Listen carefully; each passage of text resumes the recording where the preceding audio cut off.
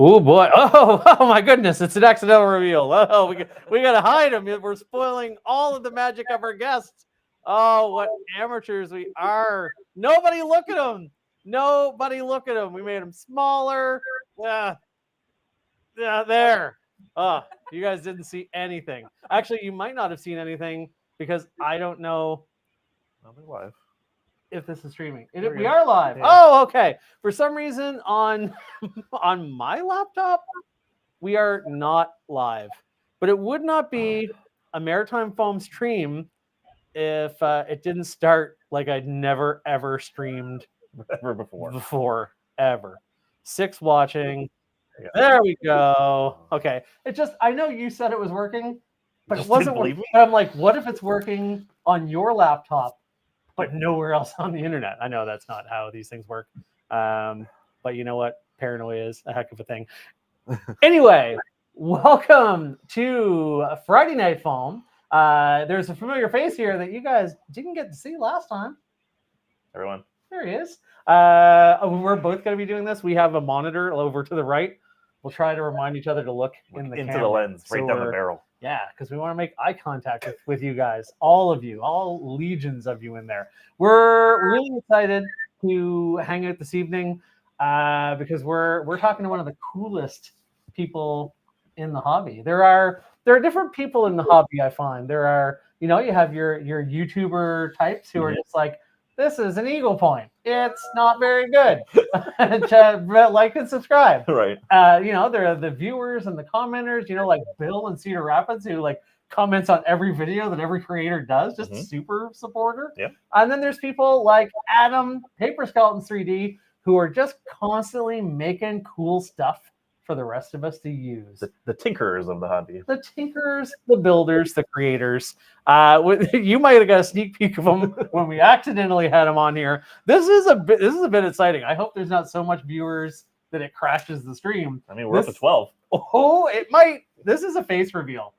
For all you young people out there, it's pretty exciting. Adam, PaperSkeletons3D, you don't usually see his face. The first time I met him, I just thought he was some weird 8-foot tall guy hanging around the table. And I didn't know what was going on. And then it all made sense. So I'm going to bring him up here. I'm going to make him in the spotlight and let him introduce himself. Hey, Adam. How's it going? Good. How are you guys? Good. We're doing good after that smooth intro to the show. Right. I had to exit stage left just to get. We got a few people in the chat here. I'm just Burkosaurus. Hello, nice to see you there. Builder BB, are we live? I think we're finally live now. That's gotta be a shirt or something. Oh, that would be a great Friday Night Foam shirt. Can you hear me? Is this? How's the audio? Hello. So basically, I turned into like an old person with a cell phone when I live stream. Where I'm like, I don't know who can hear me. Fomando's here. Builder BB's here. Al the Geek, our old pal. I don't mean to sound so much more excited about Al the Geek. I'm excited about everyone, but sometimes I'm like, it's nice that he came by. The Ludus Games. Good evening, fellas. Lanks Xavier Desalia. How's it going? It's going great. And our friend from New York, Waxon. How are you? That's great. Nice to see you guys here. Thanks for coming. I'd like to see in the chat how many of you guys know Adam's work or follow him on Instagram or know his stuff. I'll be watching the chat. You let me know. I bet you a lot of people do. How long have you been making stuff, Adam? It's been about 2.5, 3 years now that I've been making stuff for this hobby. I mean, I've been making stuff for over a decade now with 3D printing and stuff. So, but at least in the hobby, it's been about 2.5, 3 years. So you would have started doing stuff around the same time I started doing YouTube stuff as well, probably. Right. Yeah. Because I think we were trying to see when was like the first time that you and I even started talking, and it was early 24. But I'd already been designing a few things by that point and putting a few things on Thingiverse and stuff, but not really like pushing anything. It was more just like, hey, this is something cool, and there was some interest. So then I was like, oh, let me start doing some more stuff. So yeah, and actually reaching out to content creators and stuff. So yeah, that's cool. It's cool. I mean, it's neat to see. I don't know. It's neat to see. I'm sure because you've made a bunch of stuff. Like it's neat to see people out there using that stuff. Like I know, like when pictures come up of something that you made somebody, it's like, oh, it's like look at that. It's like my things are out in the world, like across. Slowly going out in the world. Yes. Yeah. Exactly. I mean, you know that too. You know that experience as well. Yeah, a little bit of it. You definitely have a richer library of products, from smaller mods to whole blasters. I have a couple of your blasters, a couple of the old favorites in front of me here. There you go. Yeah, well, I don't want to jump too far ahead. We'll get into these blasters, but what you said you did some. I'd love to hear a little bit about what other stuff you did before, because I do find a lot of people who do Nerf stuff, they've had lots of hobbies. So I'd love to hear a little bit about what you were into before, and then how you kind of discovered doing this stuff. I mean, a lot of it was like outdoor stuff. So I was one-wheeling a lot, which was another thing that sort of pinged me with you. Is like, like just doing activities outside and stuff, and skateboarding, and it was a lot more outside activities. But then as I started working and stuff, and also I randomly bought a 3D printer, I started doing a lot more stuff inside. So I started like really looking into like different uses for that tool. So then I started looking at how I could apply it to the world. So yeah, that's really cool. And you have like, I mean, I won't get into, I'm not gonna like reveal all your secrets, but like you have a background in like creating things and designing things professionally too, that kind of helped you kind of lead. You didn't just pick up Fusion one day and say, I should try to 3D print a thing. Right. Yeah. I mean, I've been touching some form of CAD ever since high school, so it's probably too long ago to mention at this point. Yeah. Yeah. I mean, yeah. So I've been doing architectural and then CAD like for a very long time. So it just was natural to pick up Fusion. It's hard when you're working or it's easy when you're working for a company to have access to CAD software, but it's really hard whenever you're just by yourself and you want to buy Autodesk or something and it's $500. So Fusion was a lot more accessible at that point, so it made it nice to jump back into this hobby or like into CADing. So yeah, for sure. It is, yeah. And there's other tools out there. I know for me, I started learning Fusion just because between you and Marcus, I'm like, well, if it's good enough for you and Marcus and Xbox games, he uses Fusion, I believe, as well. So in my head, I was like, well, this is good, because if I need to mooch knowledge off people, it'll be easier. And I did do that. We had it, like, I really appreciate it. One night you spent probably an hour and a half with me just walking me through building some things in Fusion. And even though like I built like a couple little things before that, that was a real like, oh, this is how the different bodies and components mesh together. Where I was like doing stuff that was really hard to edit. Now I'm like designing stuff with a mind of like, well, I might need to move this again. Right. So things like that. All that. Yeah. No, that was a lot of fun. I really enjoy like giving out information. Like anything that I've learned, I love sharing it. Like that's the same thing like with all the Arduino stuff that we've been also working with as well. But yeah, the Fusion was it's fun to share that knowledge. And I also like to get it too from other people. Like if I can learn something from someone else, I'm super happy. So yeah. Sometimes I think like it would almost be cool if there was like, I mean, you think of these ideas and there's no actual. Sometimes we think of parts of this almost like we're a network of professionals, even though we're all hobbyists. And like part of me, like, it's a shame there wasn't almost like an online university where people could like pay you for like an hour of your time to like have some private lessons and something. I mean, you could do that, but like it would never be feasible enough to actually like. Right. And there's so much on YouTube. I mean, I pretty much anything I need, I joke. It's like I just need to go use my Google Foo and figure out, like, search on the internet, and I will find someone who's been helpful enough to put something out there. And so that's how I learned a lot of the just extra tools with Fusion, because it does have its own little like caveats that are unique to it versus other CAD. So and same with like programming and everything. It's all, thankfully, there's a great community out there, just sharers basically. Yeah. Like what's the joke though? Like, thank goodness, no matter what you want to do, there's probably like someone with a heavy accent on the other side of the world. That's the exact Problem. YouTube video with the Yeah. exact weird component that you've ordered. Right. Yeah.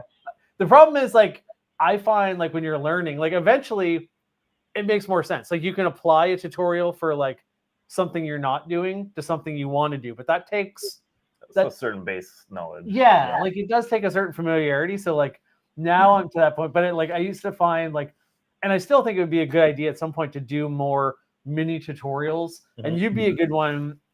You'd be a great person to do this as well. Like, there's some, like, simple ones I'd like to do. Like, there are tutorials out there for MOSFETs in Nerf, and, like, it can just be a hard thing to wrap your head around. You're like, but I'm using a high power battery, but I'm protecting things, and there's 3 prongs. I don't know what it all means, right? Like, but then you do it enough, and you're like, okay, this makes sense. Like, Right. oh, why is there not more videos showing, like, hey, if you want to protect an original switch in your blaster and not carve something out or do all that, or maybe it's a blaster with, like, a weird switch that you just don't want to get into, or it's Right. compact. Yeah. Like, there's not there. I won't say there are not any videos, but I feel like most people are using the same, like, video that, like, I'm forgetting their names, but like a YouTube channel, I think in the UK, like, they did a MOSFET video like 8-9 years ago, and that's what everyone looks at. Like, and it's, like, a little more complicated than it needs to be too, because it was a different time, right? So That's a good recommendation. Yeah. The hard part I find is that there are so many other people in the world with much more knowledge that then they critique, and then I'm like, okay, I don't want to share anything, but yeah. yeah, I would like I would like to say that, like, I'm kind of immune to that sort of criticism. It doesn't take much though for me to get my knickers in a knot about, like, a snarky comment or something though. Like, it's hard. I put code out a couple of years, like about a year or so ago, and I then found out somehow on a Discord somewhere people were talking about it, and I was like, I'm just trying to share. Right. Well, the very first mod guide that I did, I, like, was in a Discord group, and I won't say which one because I don't want to cause drama. But, like, one of the people in the Discord, one of the moderators, when I was like, hey, can I share this on, like, your channel for mod videos?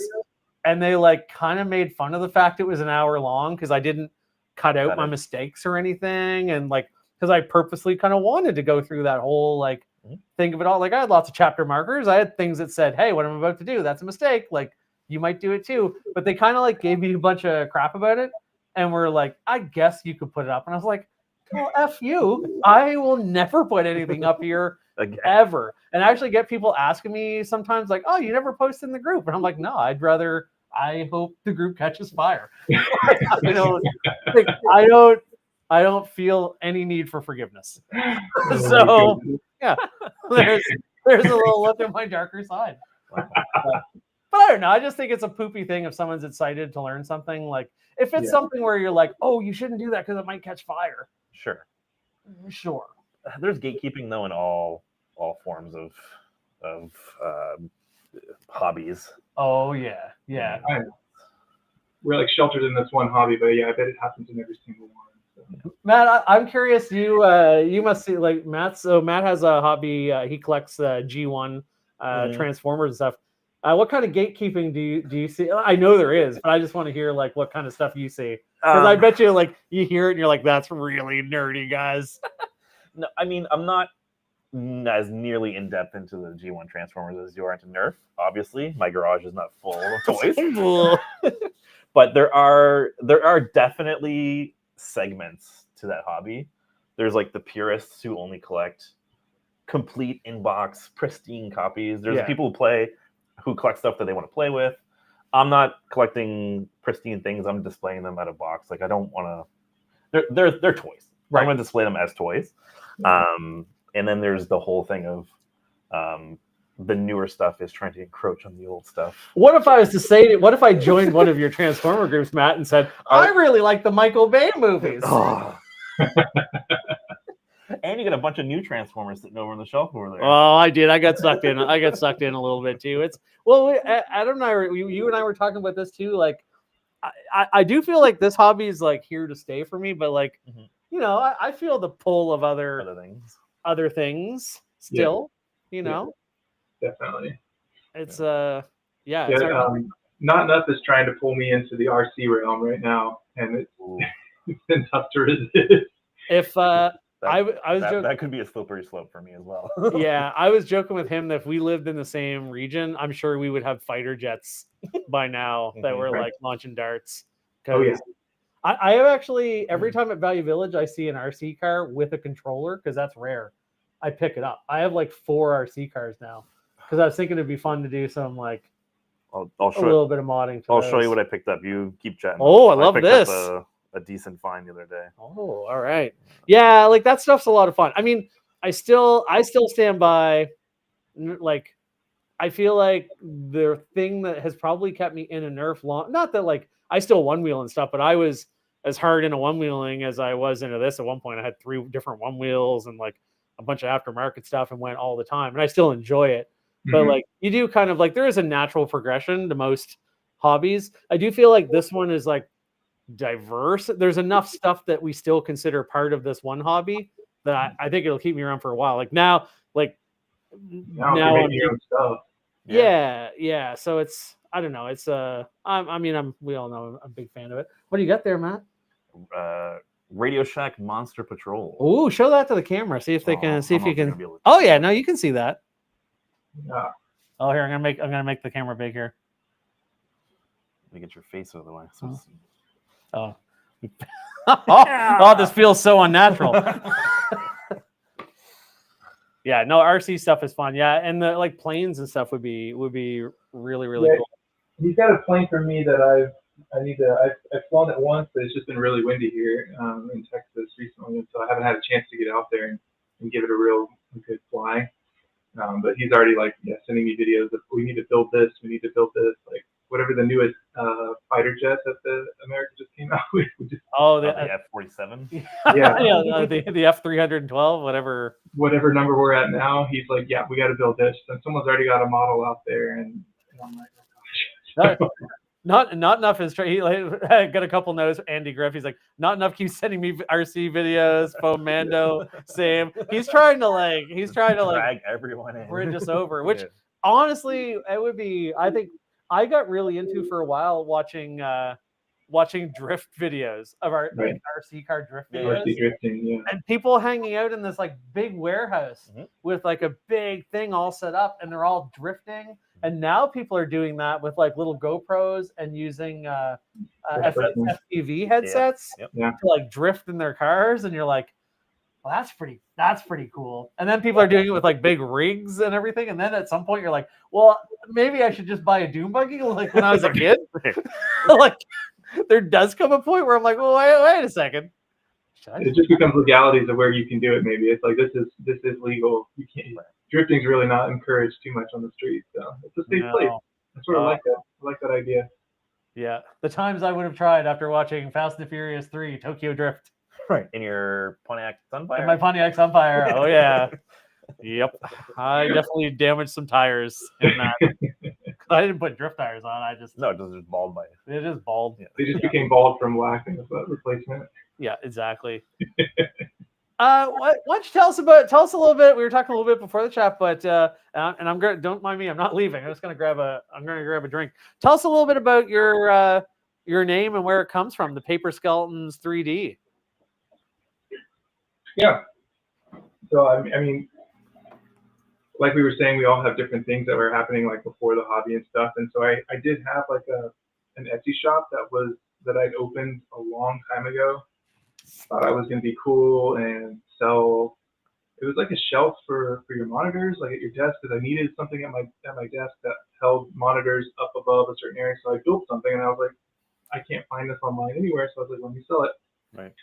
So I opened up a shop, and yeah, I think I was just trying to be hip and cool. So I just made up the name like Paper Skeleton. So there's no real actual reference to anything. And then that sort of like died off. I got busy with work, and so I stopped doing any of that.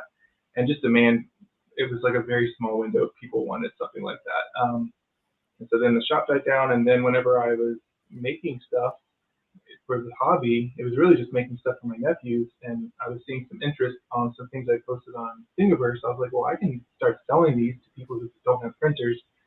So it was more of an act of laziness at that point because I already had an Etsy shop. So I was like, all right. And so then I was looking on Instagram and just wherever else I could I would ever like to post the store or have a link. And PaperSkeletons was already taken on Instagram and stuff, so I had to throw something special at the end of it to make it. So I was like, okay, PaperSkeletons3D, and then I was done. So. See, I think we're gonna help you at some point, like rewrite your origin story when you're like famous. It'd be like, oh, it comes from originally paper prototyping in my basement and dreaming of a 3-dimensional world, and we're all just skeletons. We are fragile, just skeletons underneath here. That's right. Matt, I'd like to hear more about I love that you have like basically like a trade show booth table set up for us. Sure. Matt, is there anything on this table that's calling out to you here that you'd like to know a bit more about? PaperSkeletons table? Yeah, not on this table. No, not on our table. Well, we do have a couple of his things here actually, but no, on his table in the internet here. What's that green one you have your hand on? I did want to bring up like origin, at least like one of the first things you and I like talked about, which was the demigod hopper. Oh yeah. Which I ran at HVZ last year. Did you? Yeah, you did use the demigod? On a knockout, yeah. Yeah, so like for the knockout, like the demigod hopper was I think one of the first things. It was really the other version of this where it was just like held 3 rounds or whatever. Mm-hmm. And that was like a nice thing, was like the origin of our starting to talk or whatever. And this is one of the last things that I've made, but I really haven't shared or even like put on my shop or anything. But it's like the mag version of that. Cool. Where it's got like the metal detents and everything in there to hold it. So. Yeah, I would love to build. I should really print and do that. I have a bunch of detents that I bought for building. For like that Juno build or the the Juno build. I just haven't done it yet. But the demigod hopper works really well. And here I have it on the Fate too. Like I mean, I did make a mod for the Fate. I really haven't pushed this out either. I have a couple things that I've made them, and I just haven't had the time or the energy to like share them really. Yeah.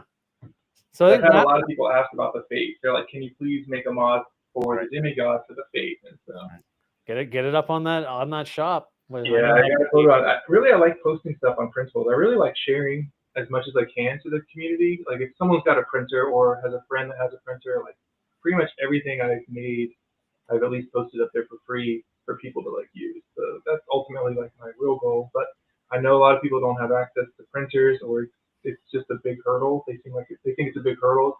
It's not an appliance yet. Right. It's still something that has a learning curve. So I filled that niche, and at least I'm selling some of it. And the demigod hopper is honestly one of the most items I've ever sold. Like it's up there, except for pilot shells. I've sold more pilot shells, but that's just a quantity thing.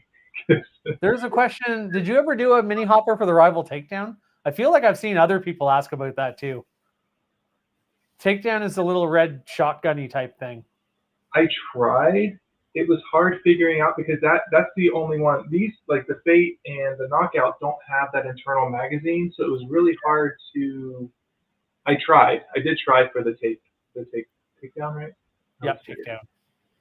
I did try, but it was an interesting one. I did not like it, so I was trying to almost like do like a full like removal of that internal mag and put like a dead spacer in there to where then it just dropped down, but it just did not like it with all the internal mechanisms in there. So right, sounds like you need to put hours and hours and hours into it. I took the takedown apart and looked at it and assessed that. Yeah, and I tried it. I did mount the demigod to it and tried. But yeah, it just did not like it at all. So how's it make? Do you ever like if you do a project that like doesn't work out? Do you like oh that was interesting to learn, or are you like I can't believe I wasted my free time. I'm getting closer and closer to death, and my children take up so much time. Oh God, what am I doing with my life? Which is it that you feel? I take joy from the losses too. Yeah, no, it's a learning experience. Like the Fate mod took a long time just to figure out what to do with it. So I enjoy it. I enjoy opening these things up. I like almost looking at how someone designed them too, because another person designed the Fate. I like or the Knockout. And it's like I like just looking in at the internals and learning too, like how they did it, just the mechanisms. I mean, from a young age, I have very early memories of taking like old like toasters and stuff that had like burned out or whatever, like taking just stuff apart and just learning about the mechanism stuff. Like I've always loved that. So this is just another version of that. Like I get to, if a new blaster comes out, I get to take it apart and see how someone designed it. So it's fun. Yeah, no, it's pretty cool. And I mean, you can learn a lot from that too, obviously. Oh yeah, loads. I even like taking apart like really, really old stuff. Like I found this, and it used the like that dart that was in between like a Mega and an Elite, but it was like the old school nerd, like the foam, like the Velcro tip size one. Oh yeah, the Tiger darts. I guess so. But yeah, so I just this blaster was just so cool that I then found I took it apart and I actually made a full and new internal piece to where it's just for Elite now, and it goes all the way back to the barrel. Cool. So I like doing it, but yeah, there are some fails around here that slowly stay here for a while, and then I eventually let them go. But you got to take those losses too. So I think one of my tougher ones was the making the Mega version of the nailer, and then someone made like a magazine version of that, and just having issues with like the pusher and all that stuff, and that was like a big. But someone solved it. Like someone else helped and figured that all out, and it made me really happy that someone had the time to fix it. So. Yeah, I need to finish assembling my River at some point. It's great that the Griffin is. I find the Griffin not always the easiest. Like, I don't know. I've had some weird issues when I printed Griffin parts where I'm like, I don't know how this lines up. But anyway. Matt, I want to throw it back to Matt because I think Matt was he picked something out on the table. He was curious about. Yeah, it's like green and orange guy right front and center, giving off Halo vibes. This one? Yeah. So this is the brushless nailer that I made. I was thinking about this too. It's like you were just bringing up the Griffin. Pretty much everything I've modded like for an actual full-blown blaster has just been a Griffin variant of some form or another. It's like either a clone of another. But yeah, this is based off of a bunch of different people's remixes out there. But then I do have brushless motors in the front for it and stuff. So it's pretty snazzy little guy. And I also have my my power pack as well. So pretty much all of my blasters also are using an external power source. So pretty much all of these guys back here too, even your Mega XL launcher is all external XT for the power source. So that's a yeah, he's a nice little guy. He's got a TTGO microcontroller in it, so he's got a full screen and everything. So I'm playing with having some cool graphics and stuff on that. That's about the last thing I'm doing with that. So. Yeah, that's awesome. So he's really nice. So I'm able to like change the seats and stuff. Woo. He's pretty snappy. So yeah. I mean, most of the things I do though are only around 100 FPS. I really don't want to go too crazy. It's not fun. It's just right. So I do try to stay right around that 100 FPS for most of my builds. Yeah, I mean, I'm really enjoying the idea. I feel like since I've been working on, I'd hold it up, but it's basically just a nest of parts in front of me. I can see myself like getting, even for simpler mods, just like getting a nice little wiring plan together for just doing like motor control, even because like the motor control part works really well on the brushed blasters too. You kind of only see people doing that different variable power with like all it is a PWM that you're like controlling from a menu or like a little bit more in like a cleaner way. And the nice thing on like a PWM, you can actually be really precise and do a bunch of testing and only have like, if it's not really viable under 75% power, then great. You just have that be, you have that be the lowest setting. Like mine works like it on like 60%, it's firing like 70 FPS or something. And then at 100, it's firing like 145.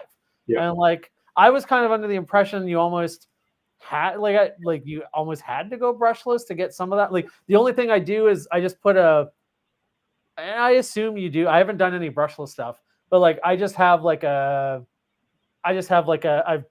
scheduled delay that my motors spin up and my pusher doesn't start going for like however many milliseconds. So like, but even the pew pew, I can notice that little bit of delay. Yeah, I mean, that is most of the other like, and that's I just really love like having the external power supply because it's not just directly connecting from the battery to the thing. I also do have a PWM here as well.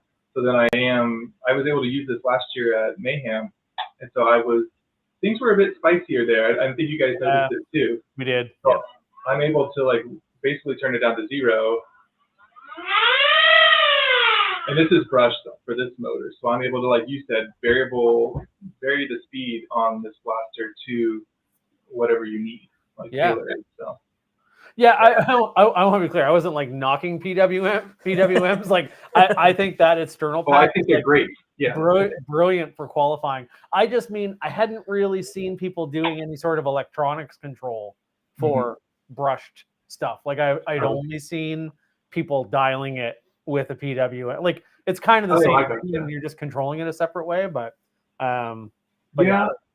I mean, there are like the DC controllers that you can then, like you're saying, send it a digital pin like to turn it on, and then set the like basically the pulse of like how frequently to turn those motors on. That's what a PWM's doing. Yeah. So yeah, that would be cool to have almost like a microcontroller inside of a brushed motor. Like well, that's what mine does, and it works. Yeah. It works surprisingly. It was a cool experiment to see like, oh, how well does that work? And it worked pretty good. Yeah. Hello, Captain Shotgun. How are you doing? Welcome to the stream. Glad you made it. But yeah, no, having that external pack is great because there's nothing worse than showing up at like 18 hours drive of an event and you have all your blasters you're excited to use and like qualify. Half of them don't work. Fomando knows a little something about that. I think he was carrying like 800 blasters on him and ended up with 2 we could use. The poor guy. Like, I know that. I don't know. I'm more and more. I'm a big fan of like some way to control things, but I love the idea of the external pack because then you're just like, it's so universal. Like, I mean, I put it on all of them. Like they all use it, and I don't know if I'm going to go back to having a battery inside of a blaster anytime soon. What was the genesis of that idea? It's something that I would have thought would have been around for a while, but it seems like it hasn't been. Yeah, that's a good question because I feel like it was just availability in the blasters is what led me to think about it. Like there was so many blasters to where you have just a lot of them would just have this space here inside of the grip would be a void that you would fill a battery in, or like on Griffins or other stuff, you had to have like an external battery enclosure or something on the side here. It's sort of hard with this black. Right. So it really was just like frustration for my part, and also I was hesitant to go LiPo. I've not been LiPo. I've been using NiMH, so it's like that's a nickel metal hydride. Yeah. So I've been using those just so that I didn't have to worry about any of the lithium potential risks, like fire risks and other stuff, and like decharging and all that stuff. So I was just using those, and it was very difficult to find stuff that fit in the smaller footprint. So I was like, I could just design something external. And at the first point, it didn't even have a PWM. It was just literally this cable with a battery in my pocket and being able to then just hook it up to the blaster. So yeah, the PWM came later, which was a thought later. Like, yeah, I could totally have 20 volts sitting here and be able to ramp it down to power a 12-volt blaster or something. So yeah, no, it's really. I mean, it's definitely cool. And then you don't also have to worry about changing batteries for blasters. If you do change your blaster, you don't, you have more capacity. Because I run a lot of like little 2S batteries and things. Like, so the stapler that you made for me to match the Strife X, which I really enjoy. It has the Strife X coloring. For those who have never seen the stapler, a very probably my favorite casual blaster. Like I've played some community center games, and for just dart scrounging, it's really great.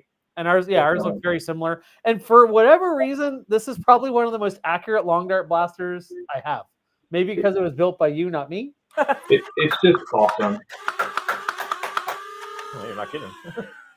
I don't know what it is about it. You're totally right. Like it for some reason just hits true wherever you're aiming. Like it's perfect.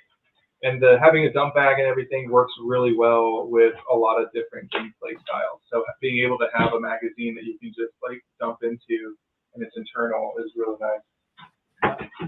And of course, you and Nutna worked on. You guys collaborated on the nailer, which there's been a lot of iterations of the nailer. I have a very early nailer, I believe, like maybe nailer 2 or so. Yes, I think you do have a very early nailer. Yes. It's a V1, but this is like a great. I have this on like a little tiny 2S battery. Not a very big battery compartment in this bad boy, but it's a great little casual blaster. Definitely, yeah, Really and fun. it's light too. That's what's so surprising. It's like small and just it's nice. Yeah, no, pretty fun. Yeah. No, I mean it's definitely the Griffin's a good platform to build off of for sure. Like I can see why I would almost think anyone designing multiple blasters, like I can even see myself like, well, I will probably as I iterate mine, like make some of the components in a way that they like are sitting together. So I'm not redesigning like where the solenoid is like every single time or exactly. So Mando's got a plug there. Fomando. Did someone say dump bag? Yes, buy your Fomando merchandise at Fomando. I just message him on Etsy, I guess. He does make some lovely gear, which I have lots of it. Go check. I'm excited. Yeah. This isn't about you, Fomando. My goodness, that guy.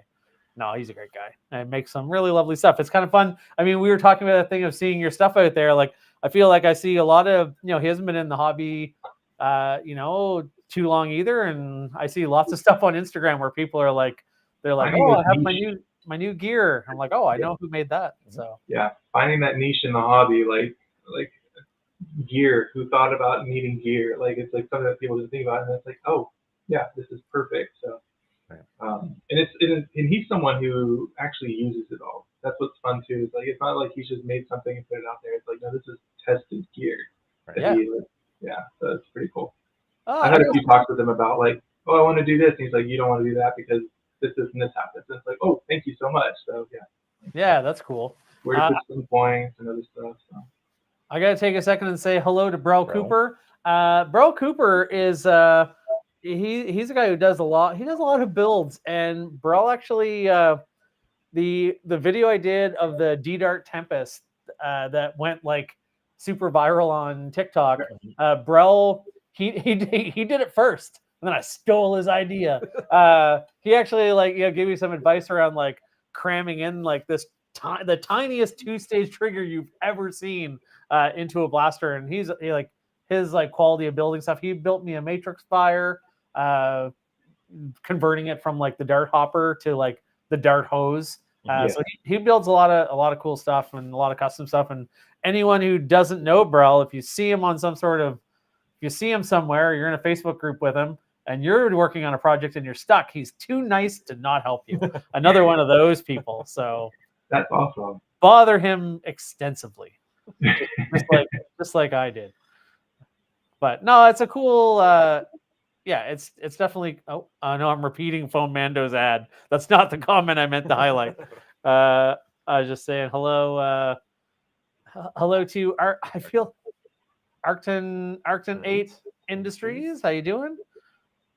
And Burl chiming in. No copyright. LOL. Yeah. So what does it take for a blaster to be like for you to choose to mod a blaster? Like, do you go on, oh, this might be popular, so I'm going to do something and maybe sell it for the shop? Is it purely like how much of it, like, is any of it like business focused, or is it like purely interest focused? Like, I know for me, like, I'll never mod my Venom Pro because I think it's like perfect for what I'll use it for anyway. Like, whereas some people are like, I'm going to put some band blasters cages in there, which like all the power to you, you can do whatever you want, but like that doesn't hold much appeal for me. Old Mr. Pew Pews. I won't be just like dual pew pew. Yeah. I don't know. So what gets you going? Yeah, I mean, early on it was a lot of it was just drumming for my interest. It's like sort of changed. It's like been dynamic. You basically hit like all the points and then like in the very beginning, it was like, this seems cool. I wonder if I can mod this. And underneath this table here is about three crates full of Nerf blasters, but I haven't actually bought any new Nerf blasters in quite a while. Actually, it's been mainly just some dart zones and stuff. But yeah, it was like feeling like, okay, let me just mod stuff. Like it's like fun to mod things. And then I did try to find a couple of like missed opportunities or whatever for like the business side of it all. Like, oh, let me sell this and try to like fill a void. And then trying to think now, like what it's going to. It's almost like I'm just designing whatever my whimsy. I actually haven't bought any new blasters really, like unless someone's like really like, hey, can you mod something for this? So like someone will message me and be like, hey, can you do a grip or can you do a muzzle or whatever? And then I will, to my chagrin, like buy something and then try to figure it out. But really, a lot recently, I've just been like designing my own stuff really and trying. But then I've been just hitting walls with that. It's like writer's block basically. Like I designed like 3 or 4 blasters and just like given up on them. So it's a big, like I'm like very rookily learning this. Like even though I kind of knew it, it's a big commitment to like actually build something from scratch, like bigger than you think. And you would think, and it's so funny. I remember back like thinking about working with Marcus on like, and that like we should talk about this in a sec too. Like just that like it's a cool thing where like a lot of the stuff we're doing lends itself to collaborating with people. Like I know you've done a lot of stuff with Not Enough, and like you and I have chatted about some stuff. Like doing that blaster project with Marcus was really, really fun. And like, but it took us like 9 months over like, 2 dads working on it at night. Right. And like Marcus put in a ton of CAD time at that point. I didn't know any CAD. So like the poor guy, I'm like, can you move that screw hole over 1 millimeter? And I like, I'm like, why wasn't so much work? Why didn't I help? Why didn't I learn more faster? Like I could have been so much more helpful. Poor guy. Like I think he was glad when it was done. He was a really good sport, but I didn't feel too bad though, because like I kind of like it worked out well. Like he did all the CAD. Like I would like come up with like a request for a new feature. He would probably sigh inside of his mind, like send me a smiling emoji and work on it. And I kind of carried the cost of like ordering the parts and prototype and like building the prototype. So like it worked out pretty well because that's time consuming and expensive. Yeah. Like that was the main reason I sold some, is to like recoup. Yeah, like in net wise, I'm sure I don't know that I made dozens of dollars. I mean, like I would have spent 9 months just like, constantly ordering little parts here and there, and it's so simple in the grand scheme of things, but still makes me smile. This was a tough build. Like, I mean, I give you credit for like having to build so many of them. Like, it was an interesting build, like wiring and everything and printing. So, yeah. I think in the end, I probably made like, I probably built myself 20 or so of them. Boomstick mods built maybe 3 or 4. Okay. I was gonna say, is this probably the only one that in existence that you didn't make? But Boomstick has made some as well. Boomstick, he made at least 2. Yeah, it's fun. I want to go back to that at some point, or like I'd like to do it with a solenoid so it can use magazines. I tried to do that pusher. I was trying to help you with like even just a manual pusher and stuff. It was too much of a change. Like it's definitely like a good lesson, and sometimes the project needs to end. And once it was reliably firing with the little like press in, like seat the dart in, I was like, you know what, this is plenty good for a big goofy dart for fun. Yeah, it's fine. I love it.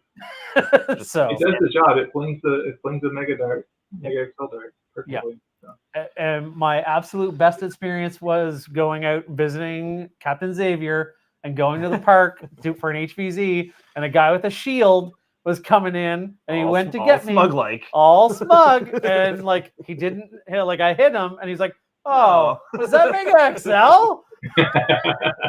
It made me so happy because it's not the most practical thing, but it made me happy that day. It had its uses. It was versatile too. You made it mountable to a bunch of different, ways. So it's good. Nope, that was fun. But it's a cool way to like form a friendship with somebody too. Like Marcus and I, like we talked so much during that, and we have like we don't talk as much as when we were working on that, but like we still check in a lot, and I'm sure you had kind of a similar experience. Like all the time, we're always checking in. All the Germans, really. Yeah, well, I saw you picked up the Domo blaster, I believe. Yeah, got the dual action Domo here. I got a couple of Domos. I just keep as like displays. I just have a couple of like Domos and stuff. So I have his Micro Max, and then also his Micro V2 like reshell. So you just fire you just keep pulling, and it primes and fires. Oh, primes and fires. You'll want to use 2 fingers. I was gonna say this is hard. So the coolest thing about that is that it's an inline clip and you don't have to flick it. Right. That was a novel thing, that he found. That you didn't have to, like flick. That's all I ever did. Any of my inlines, you had to flick.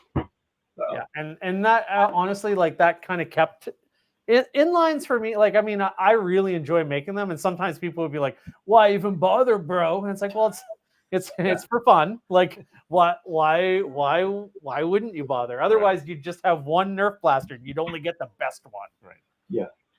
Yeah, I love my inline, like the insert for all of the rival blasters. It's like I love taking a blaster that was meant for a different ammo type and then being able to use it for Elite or Mega XL or whatever. So I actually think that's one of the biggest things. Well, it didn't kill. Hyper died for various reasons, but I think you don't ever see even the shells because the Hyperball was so small you couldn't really repurpose it. Right. Mm-hmm.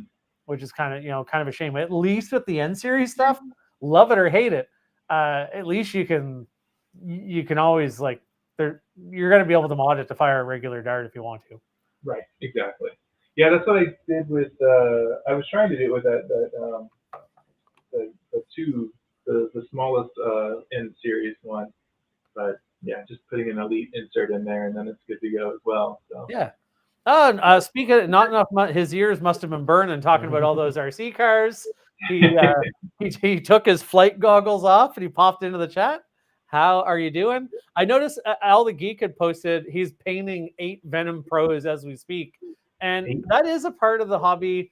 That's actually one of the things in this that I feel like will come around, and at some point I'll get into integrations and painting because it does interest me. Because especially now doing like the LED stuff, now I want to do like real like sci-fi-ish looking. Well, it feels like a natural progression for you because you were into like costume making and stuff before this, so it feels like a natural progression. Yeah. That's what I was wondering if you're going to do greebles or other stuff onto your blaster and just leave it the big square that it is, and then be able to add all cool like pipes and other stuff and paint on. So I thought at one point, and I don't for this one. I'll add some very minimal stuff to it, like I'll probably to please the corner of the internet that is like make it a bolter with their little bolter boners. I will probably add like little touches of that, and I'll round some corners and stuff. And I want to make a channel for the LEDs to sit in, and then maybe clip some clear filament over it. Like, so there'll be like a little bit, but it won't be more of a limitation of me than than a style choice. It'll be limited styling. I have thought before it would be really cool to make a blaster that's like a blaster core that's like a block with like flat sides on every side. So because when cosplay, when you're making weapons, you make them out of foam. So like I thought it'd be cool to have like a little core that you could plant inside of like a big cool cosplay foam build. Now that would be cool. You can design that stuff like with 3D printing or a combination, but there are thresholds where doing stuff out of foam for some big thing makes sense too. Right, and you're not going to like those giant Final Fantasy swords are made of foam for a reason. Well, yeah, because if not, they'd be hundreds of pounds. Yeah, exactly. Just so you can literally carry it around for a whole day. Carry it around and hold it up. I like that idea a lot. That's a cool idea. Yeah, like, well, I always thought that the Edidart's Jupiter. It's funny. I was like, that would make such a cool like little like blaster core for things. And I like one video, Flux actually had like, I think he got one from Luke and used it as a core. And I'm like, that's. And he used it as kind of a core in like his Doom guy Make that big, yeah. Builder BB, another really talented modder guy here in the chat. An N20 motor D-Dart style pusher on the back might have worked for Maritime's MXL wrist launcher. Yeah, it might have something like because that dart didn't need to go far. It just needed to be. The D-Dart had a really cool pusher. I don't know, Adam, if you ever had one, but I have one. It's in the bin here. It's down below. Yeah. It's a cool pusher because it's pusher. It's not even it's basically just using the spring force of the plastic. Yeah. To snap. It's like a little. It's like you're taking a popsicle stick. Or whatever. Yeah. And it's flicking the darts. It's really smart. All it needs to do is just move it only needs to move a few millimeters until it gets in the flywheels, and then yeah. Those are blasters I actually think are kind of a shame didn't do better because they're and I don't even really know why we don't see people using more of those in HVZ because you can dual wield them. Right. Have tons of ammo. I guess I partly do know why. The V1 kind of murdered itself by using darts that were slightly shorter than elite darts. Right. Yeah. So they fixed it later, but I think they kind of killed themselves. With proprietary ammo. Yeah. But I bought all of them. Shocker. But I haven't even opened them. But they did a shotgun version that you could choose to fire one or both. It was like a double stack ring. And you could choose, it had tall flywheels, and you could choose to fire both or choose to fire one ring at a time. Right. Pretty cool. It was cool tech. Like you said, the ring, it's around your hand. They had, the other thing that killed them, they had the original D-Dart, you had to turn it on. Yeah. It had no rev trigger. That's why I did the rev trigger thing that Brel helped with. And I think that killed it because that sucks. Nobody wants a blaster that's running all the time. Or on all the time, yeah. Barricade. I'm looking at you too. That's stupid. But you can mod a barricade and fix it and not do that. That's the hard part with the D-Dart. It was also such a small blaster that I have opened it up a few times, tempted to do some modding, and then I'm like, there's no space to do anything. I would have to do some shell modifications. I should send you some old pictures of mine. I have 2 micro switches in behind the trigger, and the second one I did has a voltmeter where the old on-off switch used to be, which is kind of fun. So it has the voltmeter there, and I think I used the steel pin from a rival knockout to help mount but yeah, it's pretty crammed. It's pretty tight inside that battery spot, and then also I didn't have any space with batteries. No, it's just checking the old chat there. Just people talking amongst themselves. Someone did ask, do you have any suggestions for modeling replacing front ends? Do you mean barrel attachments and stuff? Let us know what you mean in the chat there, Aphrodite. And I do all kinds of front end mods. I did this mod on this guy, which is a pipe, a cleaner for your toilet or any pipe that's clogged.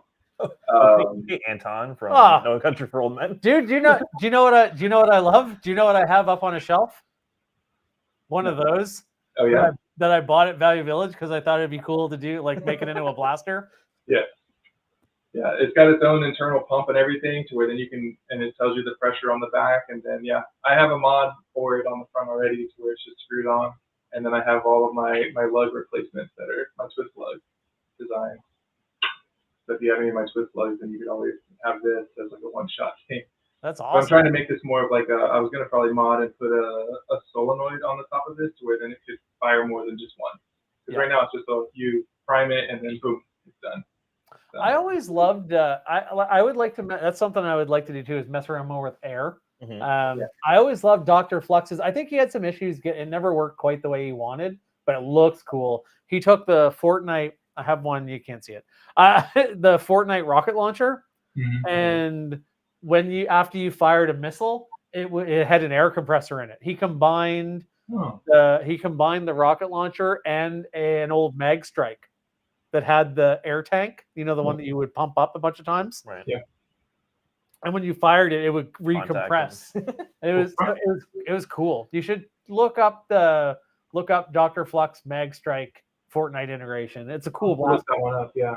I think he ran into trouble that like the missile would always like just because the missile blasters are always just built so badly because they're just which is a shame because they're so fun. But like I think it always like banged off the side of the barrel or something. It just even though it was going hard, it just was not accurate. Wasn't accurate. Yeah, HPA is an interesting like energy source. Like, 'cause, I mean, it's not renewable, or it can be exhausted potentially quickly and stuff. So yeah, it's more paintball-less too. So I feel like a lot of people have that. They just have that sitting in the closet, so it might be a good thing to use. So Yeah, it's funny you talk about like paintball stuff. I got a Wrecked Jury. That's a blaster that uses CO2 cartridges. Mhm. Oh yeah, And it's neat. cool. Yeah, I like tried it. Yeah, but and I liked it. Like it was cool, but like it seems unwieldy and unmanageable. yeah, like you're just like blowing through CO2, and all of a Yeah. sudden you're like your cheap plinker is like costing you all these things, or do you have them? Right. And like you're not getting consistent power flow Mhm. through a whole CO2 cartridge. Like Right. neat idea, but I'm like I don't know that this is it. Right. And I think that's the hurdle that a lot of, and that's why I was looking at like something that had its own compressor built into it. Like, because I bought one and you had to like hand prime it. And I'm like, nobody's gonna want to do this on the field, so I don't want to do it either. So you're finding something with like that can compress itself, was something I definitely wanted. I'd like to find something too that would compress out, like it doesn't have to be rapid fire, but something where you could fire and it would go burp and be ready. Because a lot, even like the one that Flux built, it's like fire, like it's like it's cool, but it's like I want it to be faster. Right. There's someone that I was following that's like in Australia that has been dealing with a lot of like HPA kind of builds that have like a compressor built into it. Okay. Oh, is that He's even making his own like custom darts that have like fins and everything. Yeah, the guy who does all the missile stuff. Yeah. Like the blue mean, he made the blue meanies. What's it called? What's that guy's name? I feel like I haven't seen his stuff as much lately, but he's always experimenting with missiles, right, and making his own missiles and exactly all that. Yeah, there's a guy here in town, Blaster at Arms, and he had a lot of his stuff that he'd gotten in, and it was really cool to see like these custom missiles that he made for this guy. Yeah.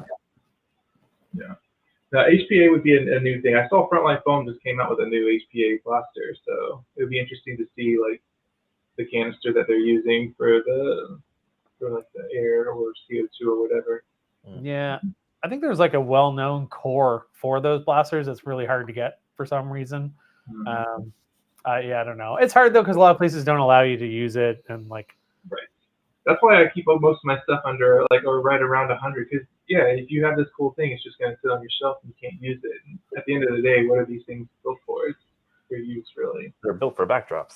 That's right. Like that, like the Stinger V2 with its 230 FPS, right.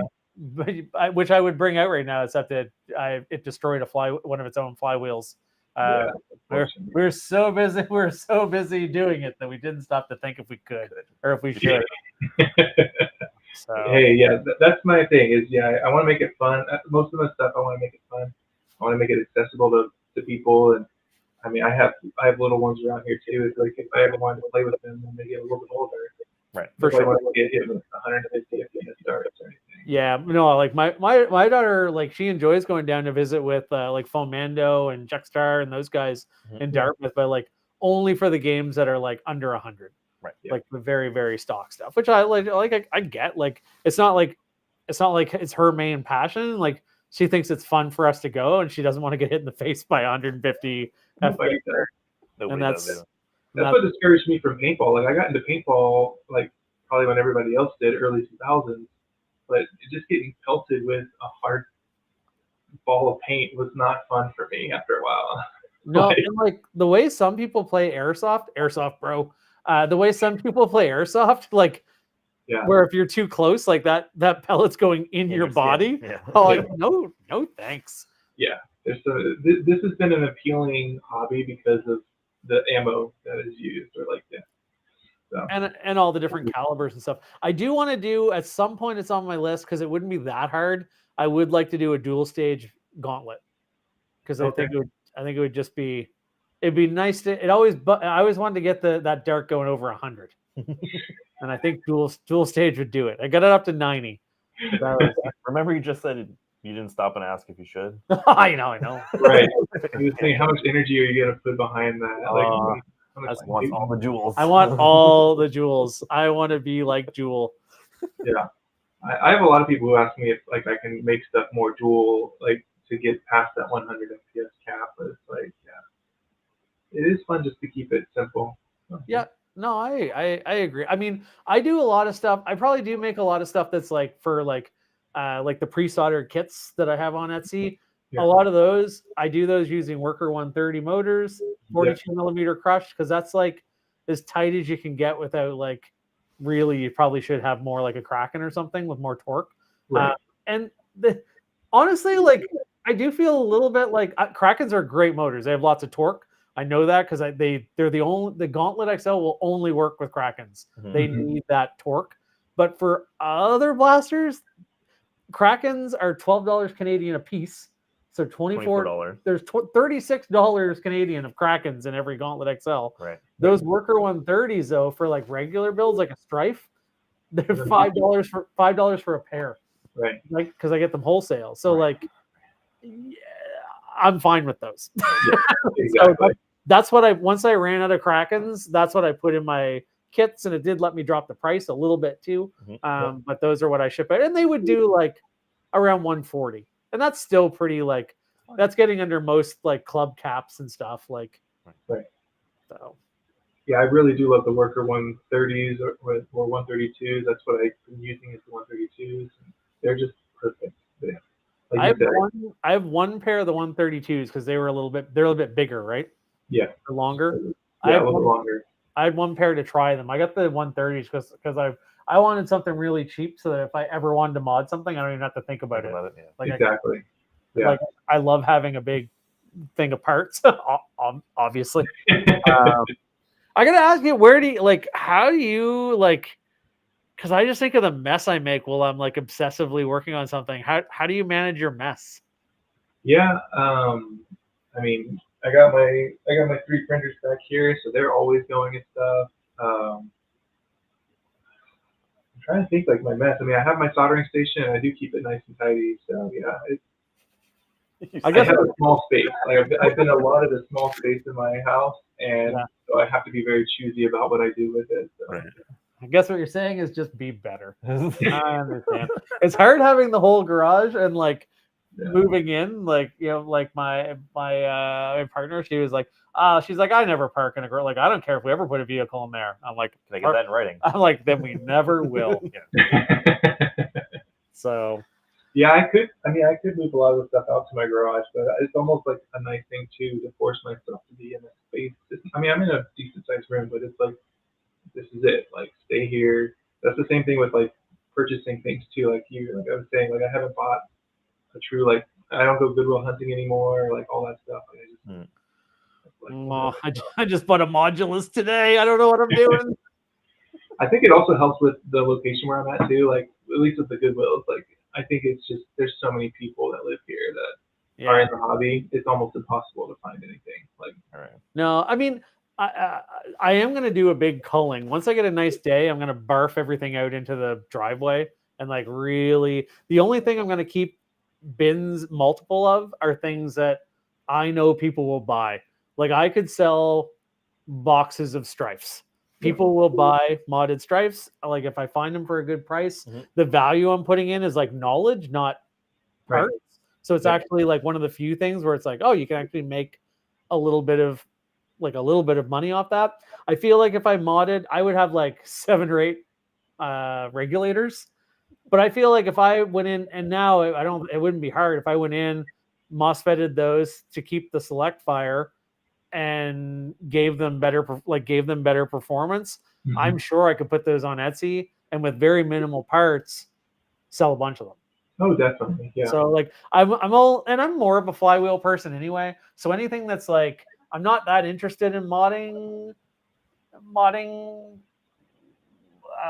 I don't even know what they're called. What do you guys call the ones with springers? Oh, yeah, right.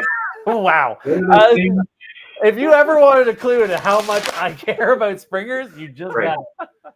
Even Yeah, the I mean, last springer I brought was probably the X Shot, like that, like the most recent one. Like, I don't buy very many springers or build any. I haven't built any silly butts or anything. Like, yeah, I did buy Silly Butts a hardware kit because I got a gift card before anyone judges me for the battle axe.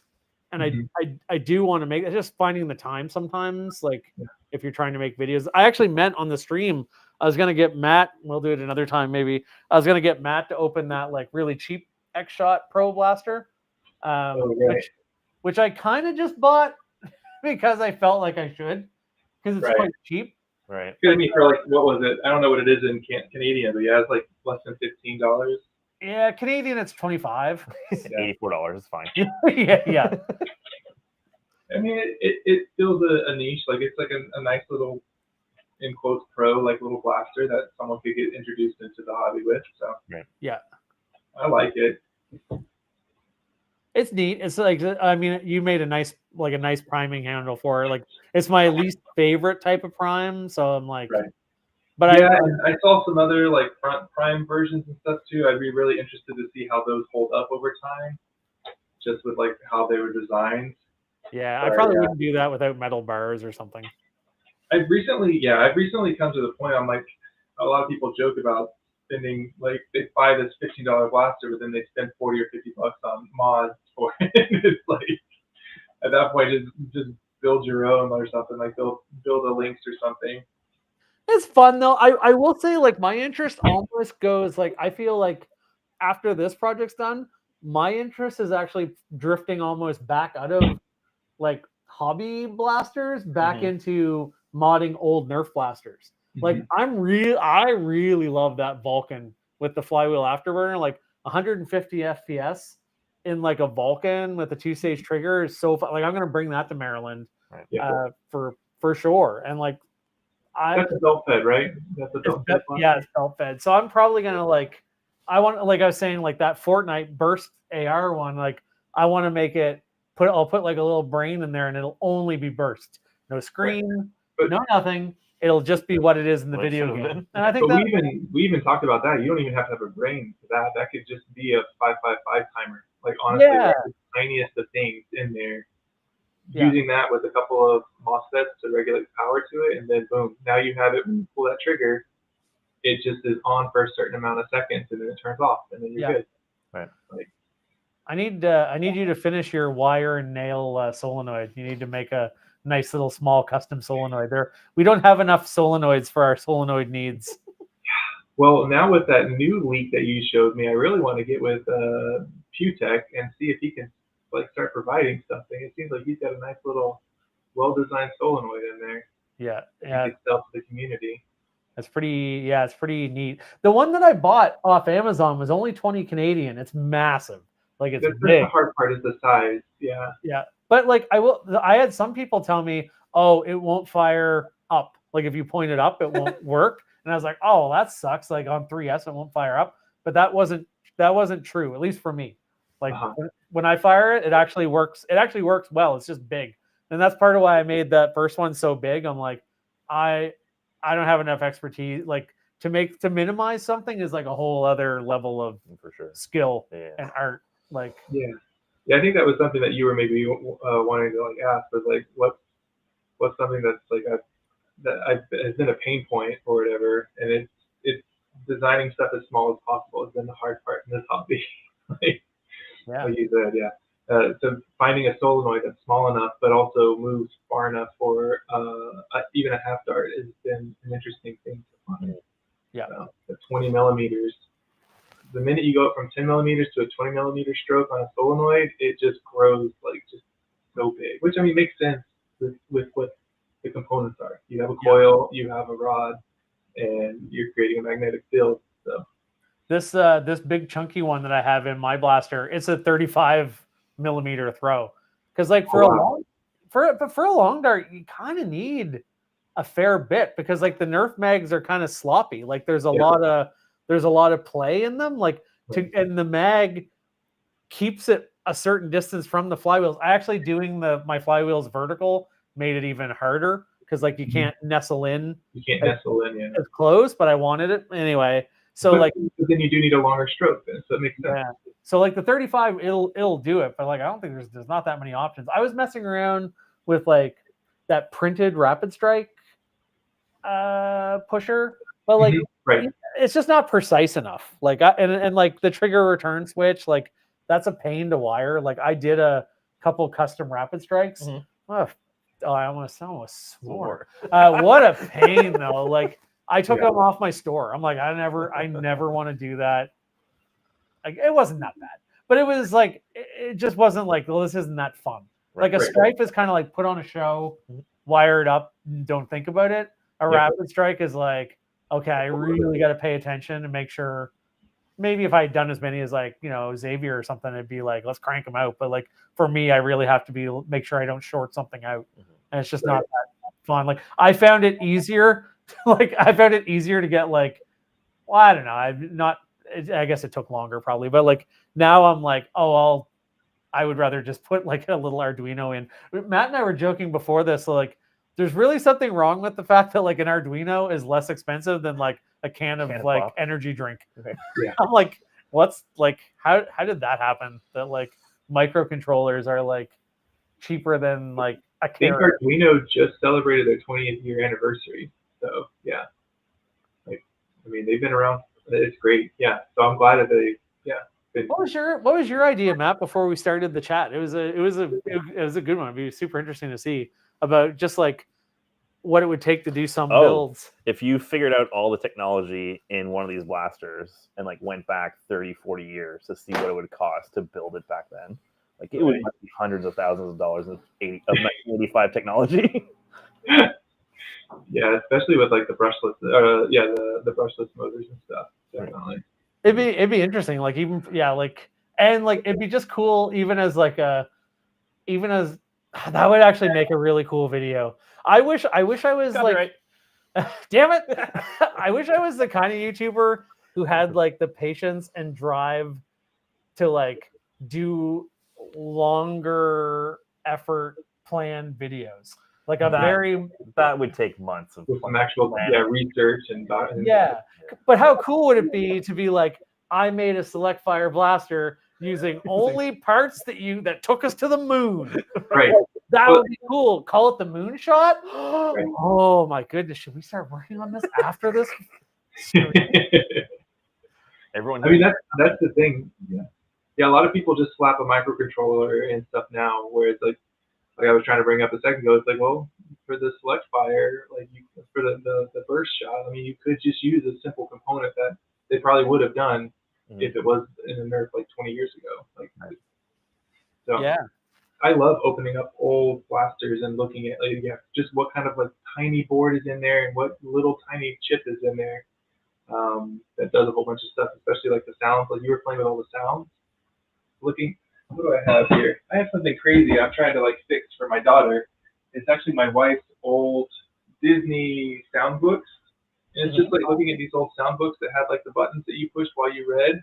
Yeah. Just looking at the board in here, I could just stare at this for a while, just figuring out how they did it. But they put a big glob of protective seal on top of the actual chip, so I can't actually see the chip. But somehow they flashed all of the sounds to that, to where then when you push the different buttons, it sends it to there. Whereas you have that giant module now with an SD card for doing the same thing. Yeah. Basically. No, that's really neat. Yeah, it's really cool stuff. So that would be a neat venture, to try to make something with just old. What have I done? Oh, that would be that really would be an interesting project. Yeah. I'd almost be disappointed if we could make it very small. Like in my mind, I want it to be like, like giant mechanical, actual massive. Yeah. Builder BB is saying, what's he saying here? There were brushless motors way back then, but no microprocessor to run the clock. So suitcase size. Yep, that's about what I thought. That's what I want to build. I want to build something with 2 suitcase size. Just slap a Rebel sticker on it. Probably the hardest thing you'd run into is like so much of that technology just wouldn't exist. It doesn't exist. Yeah. And like it's all been recycled or in a junk pile somewhere. Yeah, and maybe like that we wouldn't even be able to make it. Like I feel like I've read some cool articles around how like there is a lot of like technology that we can't do anymore, but it's not like the crazy conspiracy stuff that like we don't know how. It's just that like the factories, the infrastructure is moved beyond. Yeah, like we just don't do things like that in the world. You'd have like I think that was like the Saturn rockets. Like we couldn't build a Saturn rocket now because it required entire industries that were built to produce those parts. And like the way they were built. So like when people hear they're like, we don't even know how, we've lost the technology. We haven't been back to the moon. It's like Atlantis. Like it's not quite that. No, it's not quite that. Yeah, it's just we've moved. That was something that like really interests me. Was like another question you guys brought was just like, what's the future for like 3D printing and other stuff? And the aerospace industry is just leaps and bounds going crazy with all of this stuff, like using 3D printing to make new engines and stuff. Like that's where the new tech is for those kinds of things to make a Saturn rocket. On the on the International Space Station, it must be cheaper to just ship up one 3D printer and a bunch of filament as opposed to shipping up parts. Yeah, you can actually print the first thing they printed in space was a wrench, print in place wrench. Adjustable wrench, yeah. So and for sure, and those parts are going to get like I don't have one. I'd be interested to get a resin printer at some point, just because like I know it's kind of a pain, but just as like because you can get higher resolution, like that's what the they one that use like, prints for in water. Or whatever. Yeah, that's what they use for like minifigures and stuff because you get better resolution. But you have to like do a bunch of like curing and washing and all this stuff. Yeah, I have a couple of like from like one of my previous careers was I have a couple of like resin prints that we made on our SLAS printer and stuff because I was doing microfluidics, so we were actually making like microfluidic chips. So there's microscopic channels going through like this part here and stuff. So cool. It is cool technology, like you said. The resolution is there. Like if you wanted to get really really crazy resolution on stuff. So I just want to point out that Waxon he suggested the calling it the Mooney shot, which I also like. The Mooney shot. Instead of the money shot, it's the Mooney shot for that moon era blaster. I like that a lot. Yeah, I mean, so when I was at Hasbro, humble brag, when they were giving us the tour down at Hasbro, they had a giant. We weren't allowed to take any photos or video. Yeah. They had a giant metal printing machine, but there's only 2 of them in North America, and you have to have like special federal licenses to have because they could print weapons. You could print it, yeah. You could like it's like a combination 3D printer, CNC. Like it brings out like a perfect metal part. Right. And it's like, and so I mean, if that exists now in like a toy company, eventually it'll take a long time. Like eventually we're going to be making parts and we're not going to be like, oh, my filament snapped. It doesn't, it's not hard enough. Here's the file to print the replacement part on this other printer to fix your printer. Right. Or like, oh, you need a new panel for your car? Well, print it in your print closet. I don't know. Like I do feel like that stuff will come eventually, and like we'll be almost dead. So it'll pass us by. So we lived in a cool time, a very transitional time. We've lived in a very, very neat transitional time. Let me ask you guys this. You guys are both pretty heavy into 3D printing. What's like the new burgeoning technology that you guys are looking at? Is it just different types of filament or different types of printing technology? I'm going to answer first because I would have less knowledge, and then I'll let Adam take over because he's probably more aware of like broader trends. Like I honestly, for like me personally, the Bamboo Lab stuff and like the little A1 printer and the A1 Mini, like I have like 3 Bamboo Labs printer. They're so solid that for me, until there's something like mind-blowingly better, and like I think the big technology thing that they brought in was all of their vibration correction. So all of a sudden they're able to print like my old Ender. So my old Ender 3, my first 3D printer, to print a Gauntlet XL, like every part might have taken a week. Right. Like maybe not a week straight, but by the time you like a print finishes in the middle of the night, you get up in the morning and you change it over, a print fails because an Ender. Like I could print all the parts for a Gauntlet XL. Like I remember there was one part that was an 8-hour print on my Bamboo Labs printer. It was under 2 hours. Right. And like maybe it was like even 145, and I was like, holy, what have I been doing? well, holy crap! Like so, like I mean, I think things, I do see little nuggets of things are getting even faster and faster, and I think things are getting like Smaller and yeah, more reliable and. but like I don't know, I'm almost like so content in my little niche. Like I'll be happy. I do feel like I want to start looking at more like Pet G and like maybe do something vented where I have this garage space for ABS, like you know, for these like flywheels that are breaking in the Stinger, like printing an ABS would probably Fix help it. maybe. So I don't know. How about you, Adam? I'm not, now for a better answer. Right. Yeah. I mean, the input shaping was definitely like, it was something that I guess someone had done at a research level, but then Bamboo was the first one to bring it to production. Right. And yeah, it really just changed the industry. Like almost overnight, there's memes of like showing all the other 3D printing companies basically just being like laid to waste and just Bamboo just blowing it out of the water. I know there's some hiccups recently with like some of the controversy with stuff, which I mean, I've taken all of my printers, they're offline and have been offline pretty much since I bought them. So I don't use the Handy or any of the other like features because I just wanted it all local anyway. So I haven't had any of the real woes that a lot of other people have had. I think right now the tech, like the hardware is just, it's pretty much where it is going to be for a while until someone totally just like reinvents it. But it's really like what you were just saying, like the software, like finding those ways of improving the speed and reliability of it. So I mean, yeah, I joke that the Bamboos are like an iPhone, which I normally don't buy like Apple products, but when you sold it to me and stuff, and I was either between a Bamboo or a Boron, but I didn't want to build a Boron, and I was able to buy this and set it up in 15 minutes, and now I bought 3 of them. So I always described it as like I don't really have an interest in 3D printing being my hobby. Right. Like, it means to an end. Like it's a tool. Like I want it to just work. I know some people love to build stuff, and like I know 01 Tech, our pal down in Nova Scotia, like Fomando, like he hangs out with Fomando and stuff.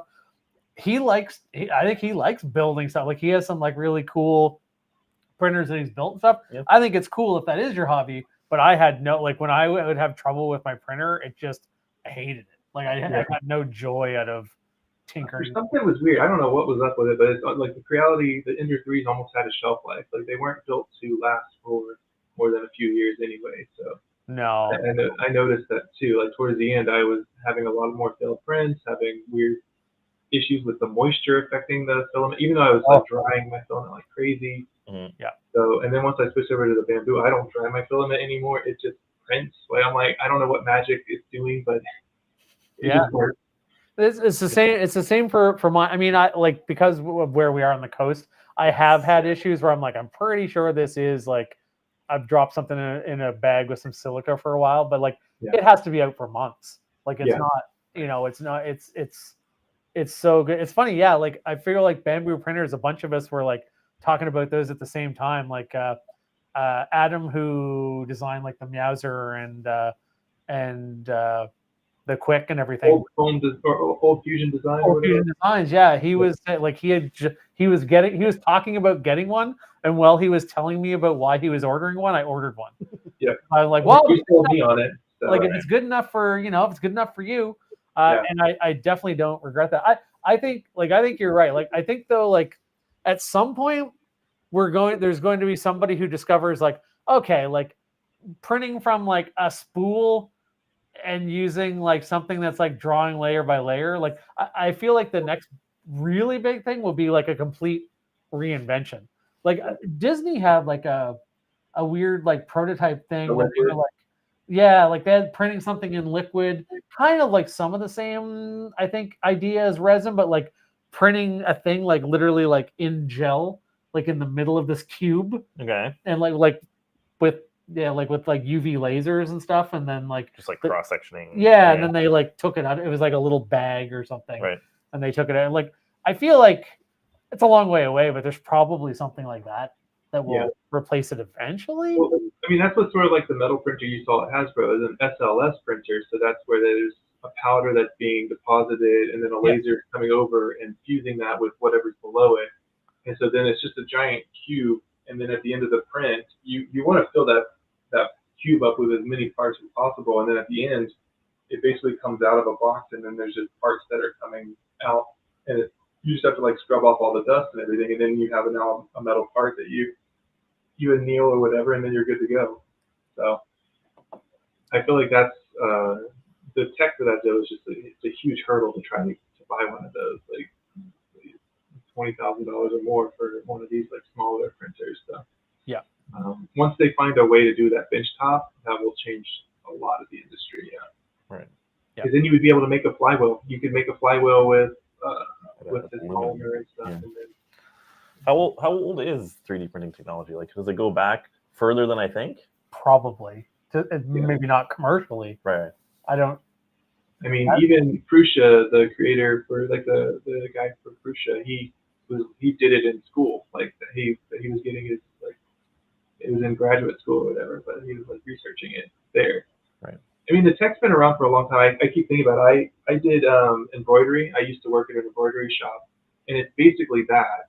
Like if you look at how an embroidery machine like fills in a void on like a logo or something like that, how it's like going the stitches back and forth. Yeah. It's basically a 3D printer. All they did then was instead of it just being a 2D space, they then every once in a while went up one extra axis.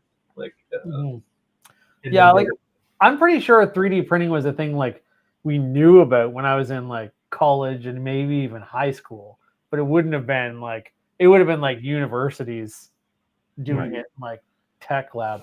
Waxon had a cool question. He's like, do you think there'll ever be a chance for there to be direct to consumer from companies like Hasbro or Worker to print out things at home the way hobbyists are doing? I feel like it seems so unlikely now, but I think if like printers got to a point where they are truly like an appliance, like a microwave, where like they could guarantee pretty much perfect things every time, maybe just for like, and maybe limited, like maybe only like attachments or special things, or kind of like Dart Zone does some cool stuff where you can like print out their holsters. Like right, yeah, I was gonna say that's what Dart Zone does, at least for accessories, which is so like really cool. You never know, but I feel like for a mainstream company to do it, you gotta be to a point of a printer in every home. Like it's gonna like printers have to be like personal computers. Right. Which I mean, if we're heading the way we're heading, like I'm seeing more people with 3D printers that I never thought would. I don't know why. Any of you in the chat, I don't know what. If you don't have a 3D printer, I don't know why. I know that sounds very privileged to say, but like if you're into this hobby and you have some like talon claw or you have like a fistful of venoms and you're like, if you have anything nice, and if you don't, I'm really sorry, but if you have anything nice, get yourself an A1 Mini or something. Because like you'll have so much fun. Like it's not that hard. I know. Like I'm always trying to convince Bill in Cedar Rapids, and I think he's like, oh, I think it's hard. It's hard enough to balance. Like, because he was this way. He's like, I think about it all the time. He's like, and I get that compulsion stuff for sure. So I do get why someone would. But if you're just like, oh, I don't know if it'd be too hard for me to do or whatever, no. It's super cool. Like this is like the best hobby for 3D printing. I like for sure. The most things you can make and do. Like I feel like RC cars would probably be like a really fun one. But like like a lot of that seems to be like more cosmetic and things like that. Like Nerf really has like just so much stuff you can build from scratch. Like going to the tournament and seeing like what other like sporty thing do you have that everyone's made their own equipment? Right. Like that's neat. Yeah. How you thinking? Is there another thing you can think of where people make their own stuff? Like, I guess not everyone does, but like you don't see much stuff. Even if you see something that does have a regular shell, it's not normal inside. Yeah. I'm trying to think of other hobbies. I mean, a lot of people use like resin printers to make little models and stuff for D&D. Warhammer 40K is probably another one that can benefit. Yeah, 40K. Yeah. Lots of models. It's more models is what I see in other hobbies. It's like, but I can't have something tangible that you can like play with. I don't know if I see other hobbies doing that, or like for you, Matt, like Transformers. Like nobody's. I mean, there might be a few out there. I'll tell you, there is actually I think this is growing a bit. Oh, yeah. There are people printing 6 foot tall. Oh yes, I did. Transforming Transformers. Yeah. I love that the nickname for those, because different Transformer sizes are called different classes. These ones are called divorce class. Yeah. So they're like this one guy has like several of them. He has a 6 foot tall Metroplex. Wow. And like it's wild. Like the time it would take to print that, like that's like commitment. 6 foot tall. That's, I mean, most people aren't even that tall. Oh yeah, this is bigger than It's him. huge, yeah. And it would transform. But yeah, like I'll have to you should look up Transformers printed divorce class. Divorce class Transformers. That's it. But there is a cool niche in there for like printing out replacement parts for like old toys and stuff. Like for Transformer stuff, like for you where you're not like a collector and like I mean you like to complete stuff, but I feel like until you completed it, if you could have a printed gun, Yes, it would be fine. The accessories is more so, and there are toys in that line, in the G1 line, that I'm never gonna own because they're $800. Yeah. So that would be divorce class in its own. It would be. I'm not gonna spend $800 to display a toy. Oh boy, I'm getting real uncomfortable with this line of thinking. Hide those pew-pews. Oh boy. Yeah, I mean, honestly too. I mean, just I didn't get into 3D printing because of this hobby. I got into 3D printing because I saw the real world use of it. Like, right. I was able to sell it to my wife. I was like, hey, if you ever just needed something, you need a hook, you need. One of the first things I ever did was I almost made little risers for this one little desk that we had. It's like, we just need risers. And I was like, I can design that real quick in Tinkercad. It was before I had Fusion. Yeah. And then printed it. And she's like, okay. And it justified it at that point in her mind. She's like, this is a tool now. It is neat. I have these like folding, like they're like dressing, like, you know, those folding dressing panels that you can have. They're like, I don't know. They like, they're in panels and like it looks like an accordion and you can like flatten them. The doors are like that too, I guess, accordion doors. But I have a bunch of those partitions. Yeah, I had a bunch of those that I used as kind of a wall when I had stuff in like the cafe business and was doing stuff in there. Mm-hmm. And now that I don't need that, I designed a bunch of like 3D printed brackets and stuff and installed them on those to make them like rigid cubbies. So and put like casters on the bottom. So like it is neat.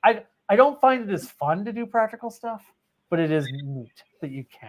It is a great thing to have, and I almost default to it a lot, and I shouldn't. It should be a tool that I can use, and not. It shouldn't be like a hammer for everything kind of thing. I feel like I do use it for a lot of stuff, but yeah, it is a very useful tool, and once you have it, it's like okay.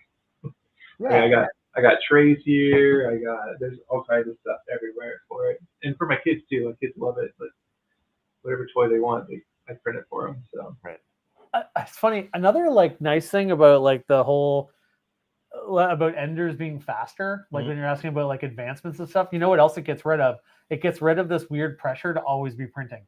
With my Ender, I felt like if my Ender wasn't going, you were falling behind. Yeah, I was like, oh, I'm so stupid. I should have something going. It takes so long. Right. Because I'll think of something tomorrow and be like, it could be done today. Like, which like is it sounds like the ranting of an insane person, but that was owning an Ender printer. Right. Like that was just like you always got to be thinking 3 days in advance.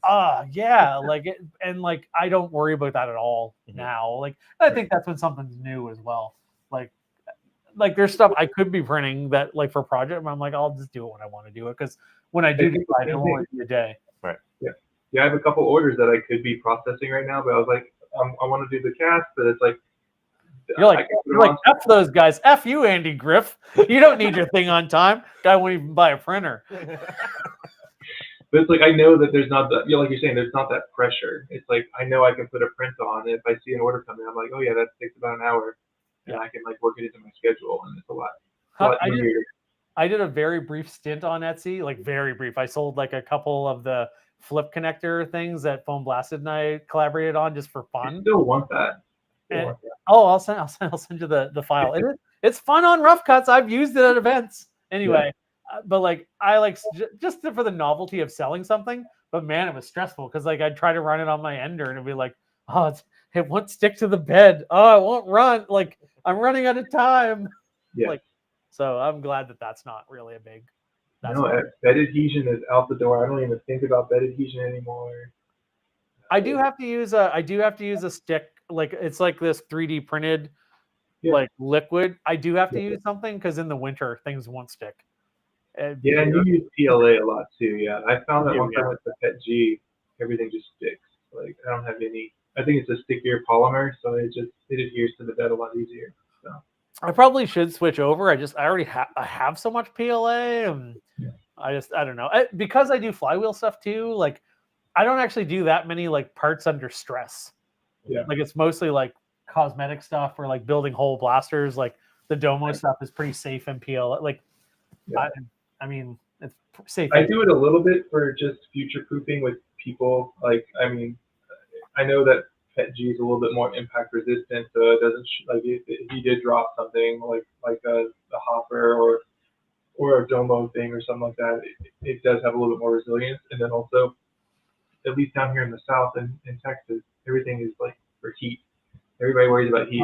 If you put a blaster of PLA in the car and you leave it in there, it's gone. It's gonna work and deform, and so. I guess we don't. Yeah, we don't default. I wonder what that's like. Yeah, we don't default to thinking about that much. I just know Dead Man's Foam. You bought a Motoblitz kit. Well, thank you. I hope it worked. I really hope it worked well for you. if it didn't, tell me after the chat. No returns. Hopefully it did. Those pre-soldered kits have been fun to do. Like I've gotten a lot of fun comments from people too, or like not all, but like there've been a lot of younger people that have bought them too, who are just like probably just don't have them. Like anyone can get into soldering, but like you do need a bunch of stuff. It's a lot of stuff.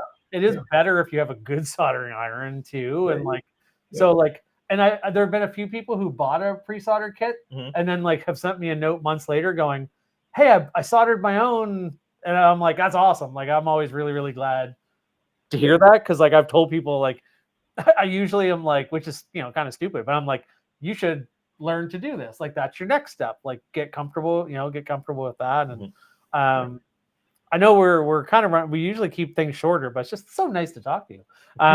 Pleasure. I was wondering how you approach learning something like something new. Are you a big researcher up front or a doer and corrector? Does that make sense?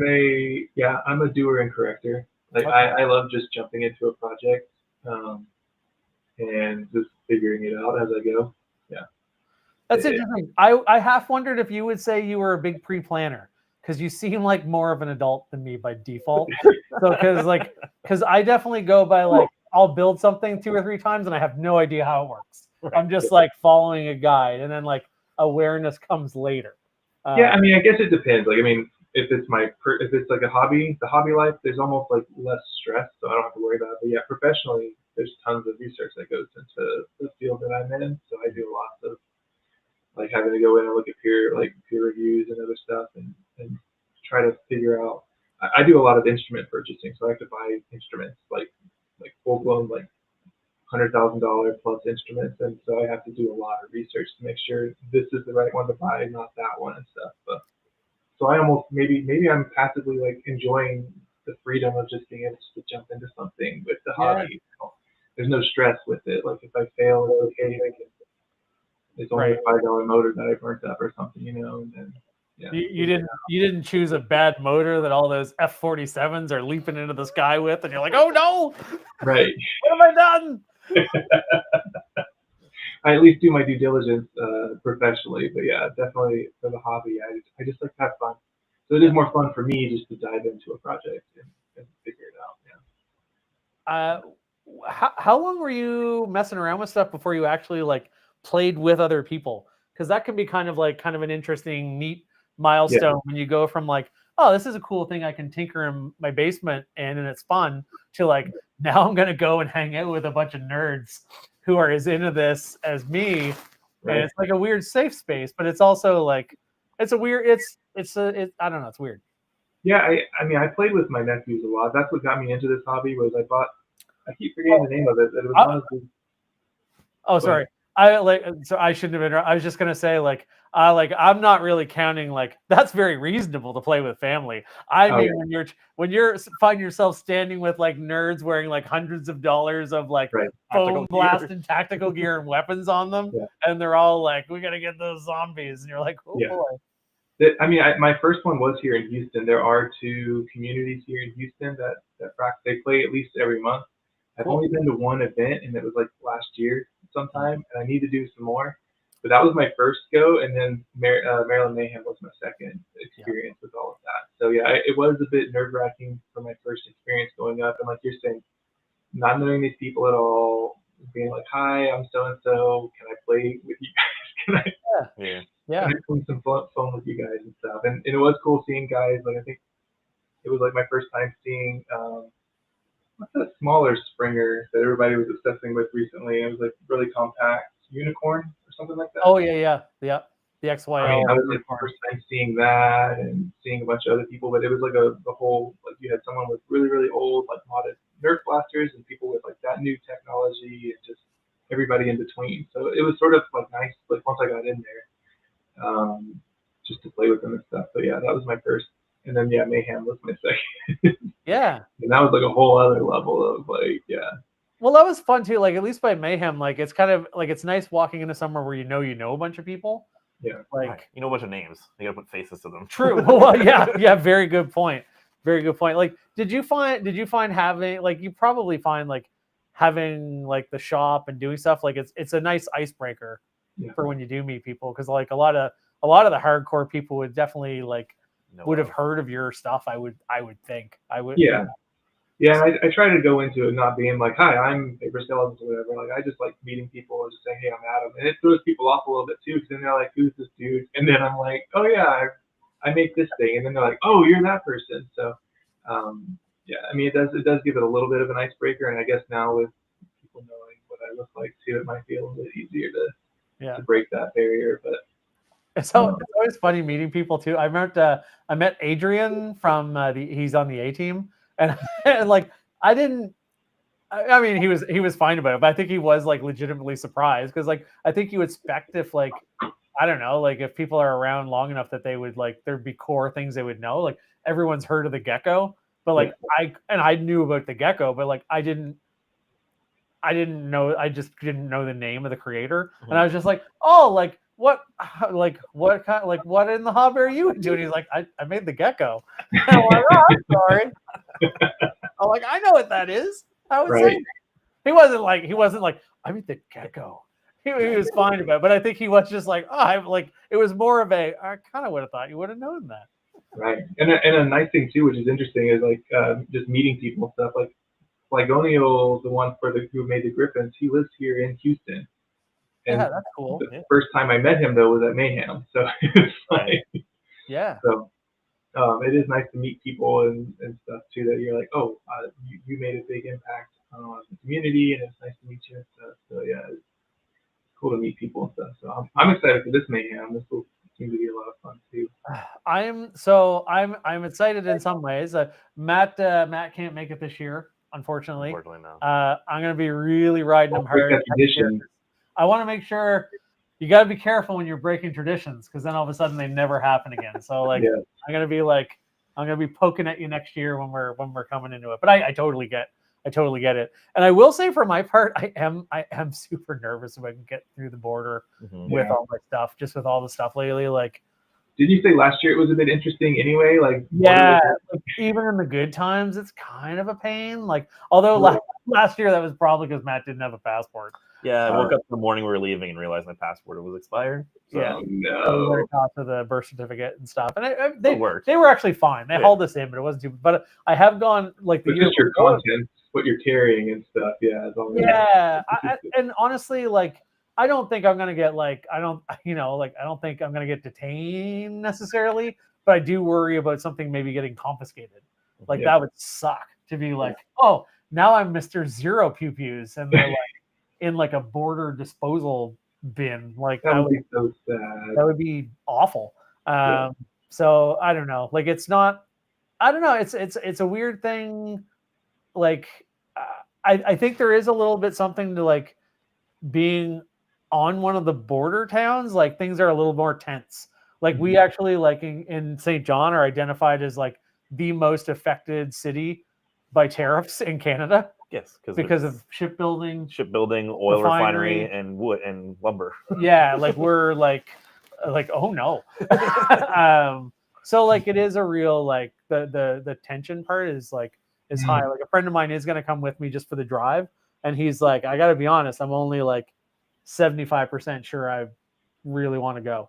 Right. Just because of being just like it's not even once it's there, just border nervousness. Like the border is weird. Like we were talking about it a bit before. It's like this weird like it's lawless land. You get no rights. Yeah, like you just gotta be real careful. Like once you're in the I'm not worried at all. But once you get past the border, you're fine. Yeah, but anyway, I miss the old days where people used to smuggle for fun. Yeah, back when my parents were young. Those are the days. This has been flagged now. Andy Griff's got a suggestion. Mail me one of your pew-pews and I'll bring it to Maryland. Trust me. Oh boy. I did trust him until he said trust me. Right, yeah. I don't know. I want to see all the tech in the pew-pew. You can send it to me. I would. It's funny. I was reading in the owners Discord, and this is when I get a note tomorrow going, everything in the owners Discord is private. You animal. But like he was saying how to take it off, and like he's like, it comes off very stiffly. You have to apply a lot of force and push this way. I'm like, I'm never doing that. Never opening it. Never doing. I am never applying an uncomfortable amount of force to either of those. Yeah. No way. No, hopefully I'm sure it'll all work out. I'm looking forward to getting down. Like I haven't seen a whole bunch of people, including yourself, in a full year. Like Mayhem was the only event I did last year because we bought a house and it was a busy year besides. So I don't know. It's sad that I have to plan my like this kind of hobby so many months out in advance because I would like to do the local like meetups, but it's hard, with traveling for work and everything like that. Like I really had to make Mayhem like a priority to even be here this year. So I give you a lot of credit for doing that though. Like I know that's not anyone who's drifting into like our ages knows like for a somewhat regular normal seeming adult to actually fly or drive that far to make it to a fun thing just for them is not something to like dismiss as easy. Like if that is easy for you, then like if you're younger maybe or something, or like that's hard. Like it's hard to make it's hard like it's hard to be like it can feel a little bit selfish to do even, right? Like my partner was saying, she's like, oh, I might take because my other stepdaughter will be away with her dad and other people. She's like, I might take like her oldest, they might go on a little trip. Like, would that work for you? I'm like, please go. I need you to do like balance the scales. A trip for you then. And then if you could do another one for you in the fall. So I don't feel bad in the fall. Let's balance that out. Yes, exactly. Yeah, that's the hard part. Just like Jack Star said there, balance. Like it's really hard now. Yeah, especially with so many. I got little ones at home. I got jobs, stuff. I mean, you see it all the time. I'm like, I'm here in Boston. I'm here in California. Like I'm all over the place right now. So that darn adult money comes with adult responsibilities. It really does. It really does. That's the other thing that's sort of been fun with this hobby, and that's maybe why I opened the Etsy shop. Is I haven't had to out of my pocket pay for anything for this hobby for a while because the community's been so giving with or wanting stuff that I make and everything that I've been able to just feed this hobby with the funds from the Etsy shop. So it really is it's just cyclical for me. Like I buy more filament, make more parts, sell them on the shop and stuff. So it's been fun.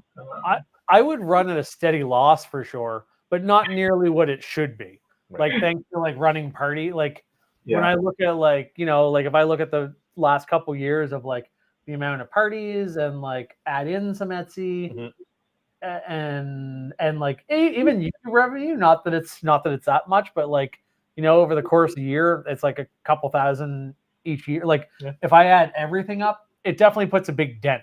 where it probably makes it that I only spend a sane person's amount on a hobby. Instead of, In the aggregate, you're spending a same person's amount. yeah, You're like in the same amount. Yeah.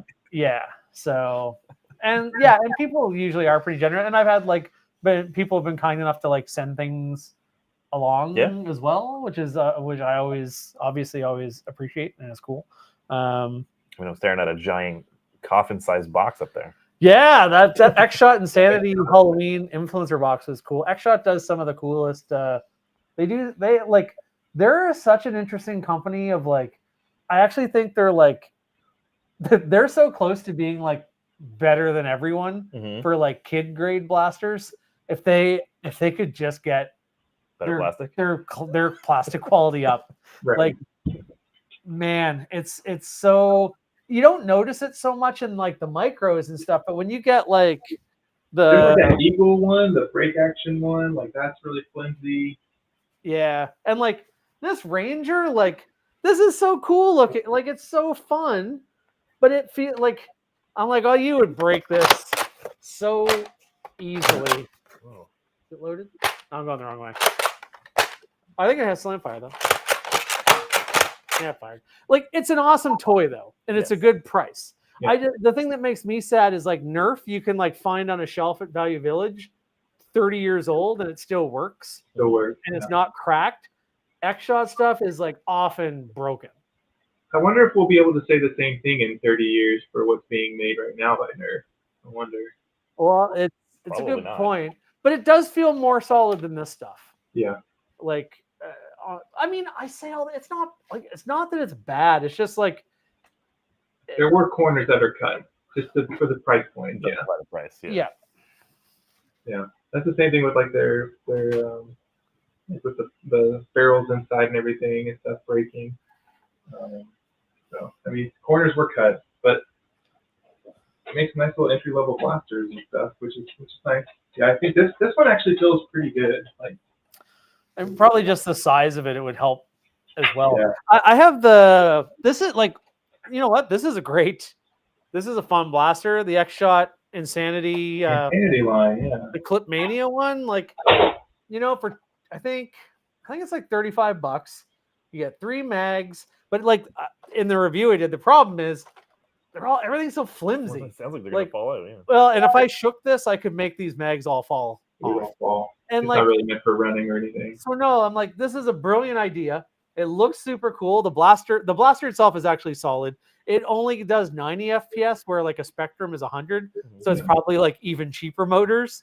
But like 90 is still good for a discount blaster. Yeah, definitely. But like, I actually, it's just, there's so much stuff of theirs where I'm like, this is so close to being like, I'm like, oh, this is like what a perfect toy.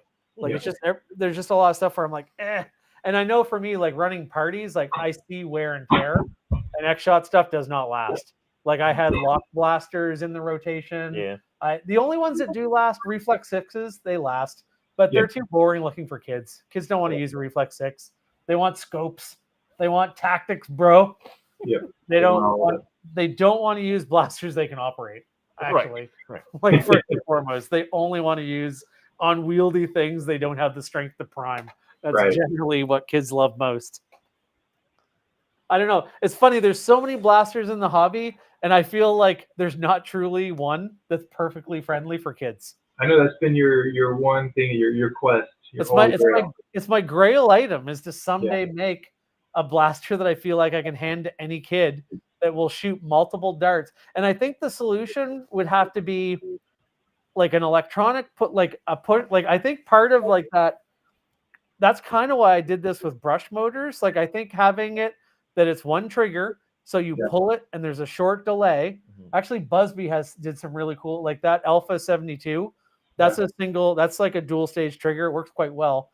But I think having one trigger, because like rev triggers are hard for little kids to get their head around. They can't grasp it. I'm always just pulling the rev trigger for them and telling them just to pull the trigger.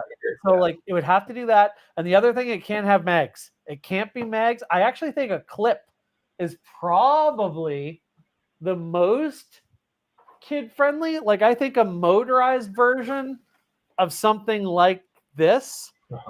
Like this is a great this X-Shot blaster is a great blaster. This is like it's so great. It's like combines a front, like the great thing about front loaders with extra capacity. Like it's a weird shape. Like I almost think you'd need like a small 6-dart. Like they had like the belt fed, like the chain like things too for those as well. Like the mods. They're too easily broken. Like this, if we're talking purely in my like for a kid. Any kid from like 6 and up could use it. That's a weirdly hard thing to find. Yeah. I think a lot of companies have tried to do it and they've all failed. I think that's Hasbro and X-Shot and Dart Zone's goal too. Yeah. That's a huge like market revenue. Like that age group. It's a hard one. You have the experience of actually doing parties and stuff and seeing the pain points of all these different blasters. It's enough to make me wonder that this is even a successful toy for kids. when I see the absolute confusion, are most of them like 12 and up? Really, do a lot of them do like 12 and up technically on the age, or a lot of them like younger? I would say the average age for parties would be 9 and 10. Well, I was thinking on just the blasters themselves. I was wondering 8 and up usually. 8 and up. 8 and up is kind of the sweet spot. You want to be 8 and up for your biggest demographic.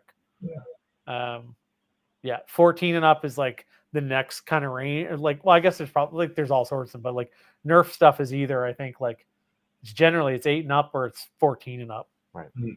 For pro stuff, or like the Nerf Easy Prime stuff, which they were onto something. I was gonna say they might have been onto something. That was 6 and up. And I will say, you know what, my little niece, when she was like 4 or 5, she could actually operate the like one that had the little it had like an air restrictor, but like sometimes the darts wouldn't fire. Like it was such a low air volume. I think they built it too much like a regular blaster, just with less power.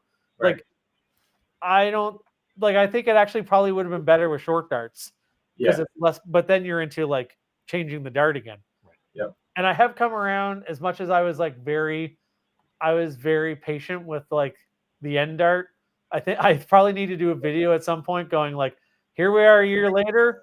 And as much as like, I don't seethingly hate it like some people do, I never use them because they're different from all my other blasters. Yeah. It's a very interesting blast. And they're not good. They're not good enough. Like they're not good. They're not as good as the to make that jump 800 kinds of waffle darts that we have now. Like they're just like the stapler that I just fired, like at like 2S, 100 FPS. I'm like, I couldn't hit a can from the same distance probably with the N1 dart. They're too inaccurate. And like, it's so interesting when we were down there because they're like, we spent years, we had this dart in a wind tunnel, and like they did. Did you fire it out of a blaster? Right. Like obviously the priority was like, how do we make this as proprietary as we can? And I don't actually hate, like I get that as a business, but I'm super curious to see if they'll stick it out.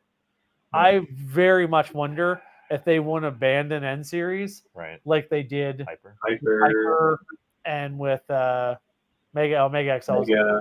But like, what's the really hated one? The hard foam ones.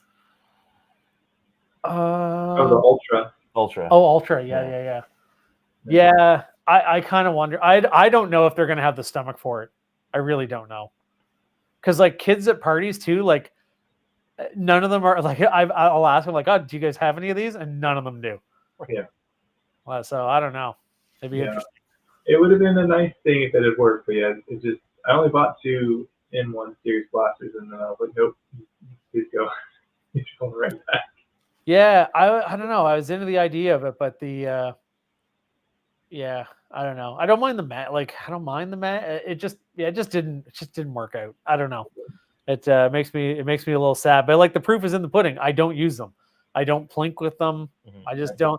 I do occasionally run because I have enough of them because I was gifted some and I bought some because I was thinking like, well, maybe they'll be the blaster I should use for parties, and that works okay.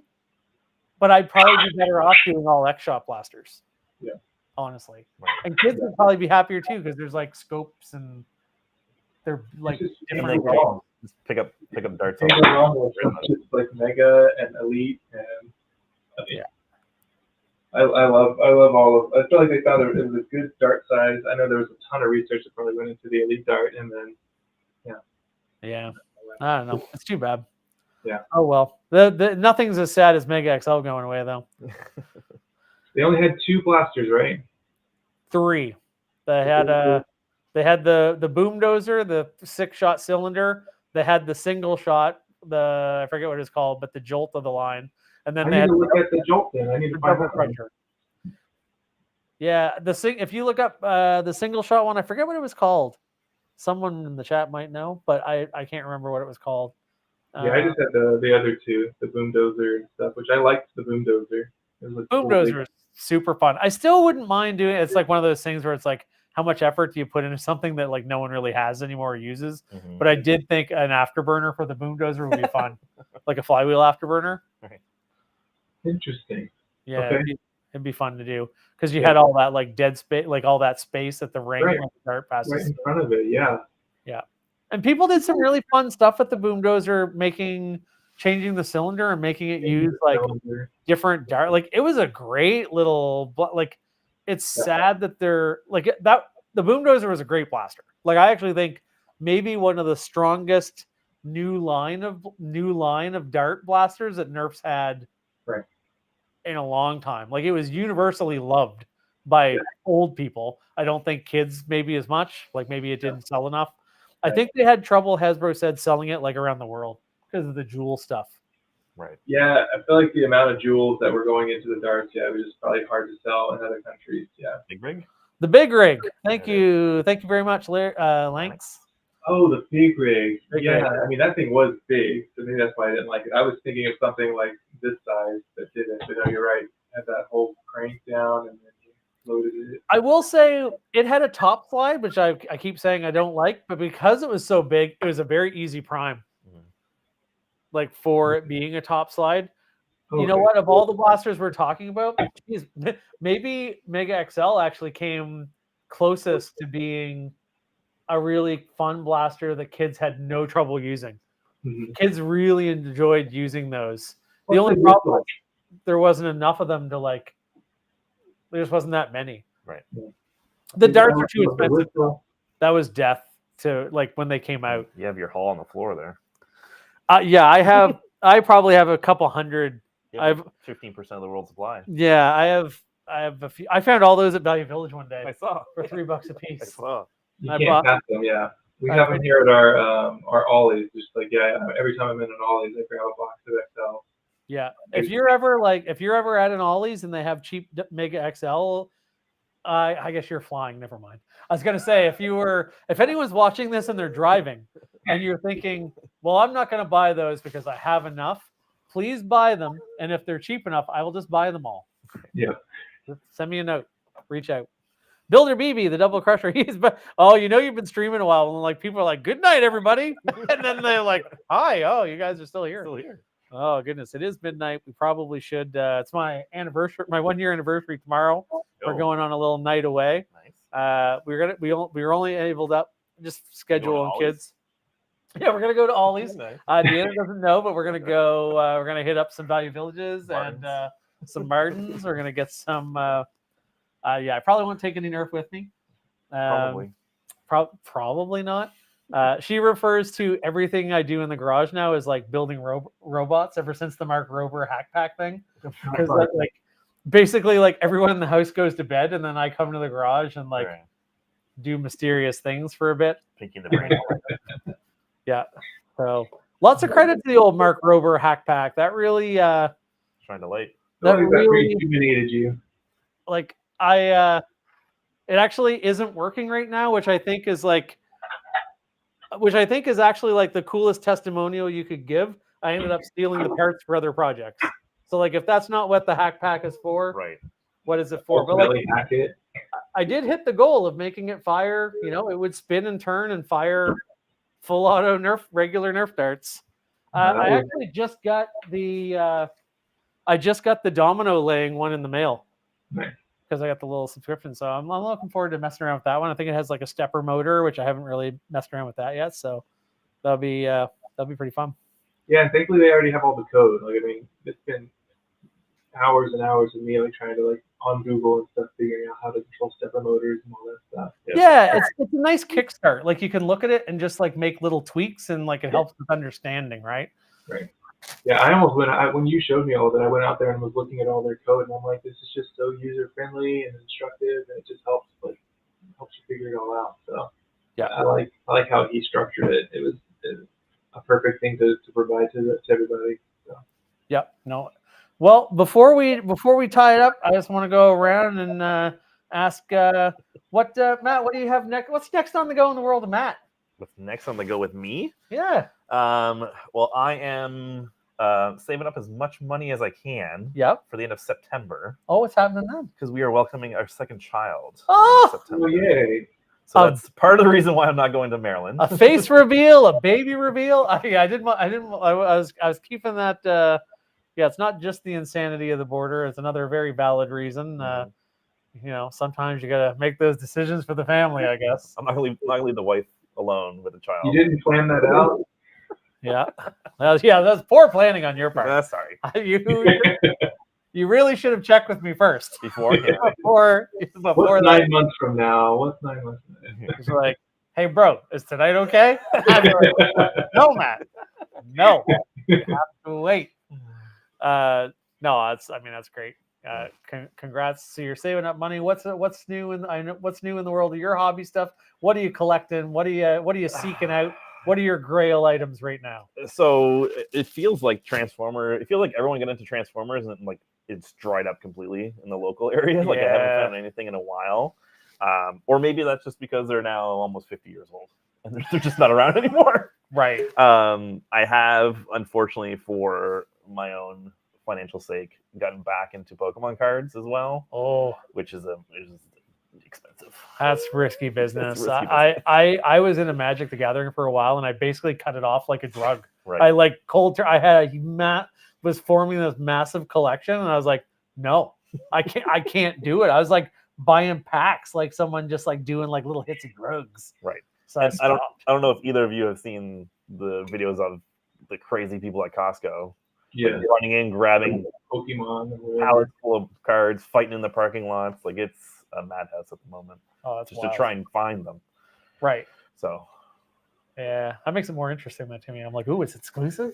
It is hard. You do hit a certain critical mass whenever your hobby involves like scouring the world for old things, where like you do get to a point where you also like, oh, I have everything now. Yeah. I know I don't find much on Marketplace anymore because I'm like, no. I stopped sending you photos of stuff at Valley Village because I'm like, he probably has all these. Yeah, there's not much that grabs me at Valley Village. I did find a yellow Raider stock the other day, and I'm like, well, those are kind of hard to find. Like I could sell that, I'm sure, if I took it to Maryland, someone would be like, pay a few bucks and be looking for it, or maybe I'd give it to someone. Like it takes a lot. Like a flywheeler, like I'll always buy a Strife, like an easy to mod flywheeler, but there's not much. Foam Nerf weapons or vintage stuff. Yeah, if I don't have it, but yeah, those things aren't coming around.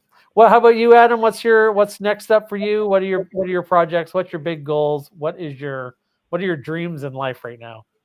Yeah, I mean, hobby-wise, like, yeah, I'm on that quest for that solenoid, making my own or finding a way to have a smaller, more compact solenoid for the hobby and stuff, just for my own practical use, and then also maybe for others. Yeah, I'm trying to think if there's anything else. I am in the process, like you were saying, RC or robots or something like that. Like I am in the process of making my own robot as well. Oh. For a blaster as well. So I've started at least building it. I haven't started like sourcing the actual intelligence of it or anything like that. But I am tempted to put what is it called? We were just talking about it earlier. The Vulcan or whatever. Oh yeah. Yep. This one, sorry. The Vulcanator. Putting maybe a Vulcanator or something on. Yeah. A couple drum mags on there. Yes, exactly. So that would make a good turret. Right, that's what I was thinking. So just little things like that, and then also I'm just always open for anybody who's got any recommendations for fun things to build. So very, very cool. For my part, I mean, I'm going to try to get this blaster done. Mhm. And then, then from there, I think tackling a couple little smaller projects. I do want to make, I think I probably told each of you about it separately, but I had an idea for like, I really want to make, and I'd like to make it simple enough that I can make a few of them, but a Nerf shield. So if we're playing a game like we were playing it in the backyard, you have a thing that you wear on, maybe you strap it on your arm or you put it on your belt or something. It has an LED on it and it has a button.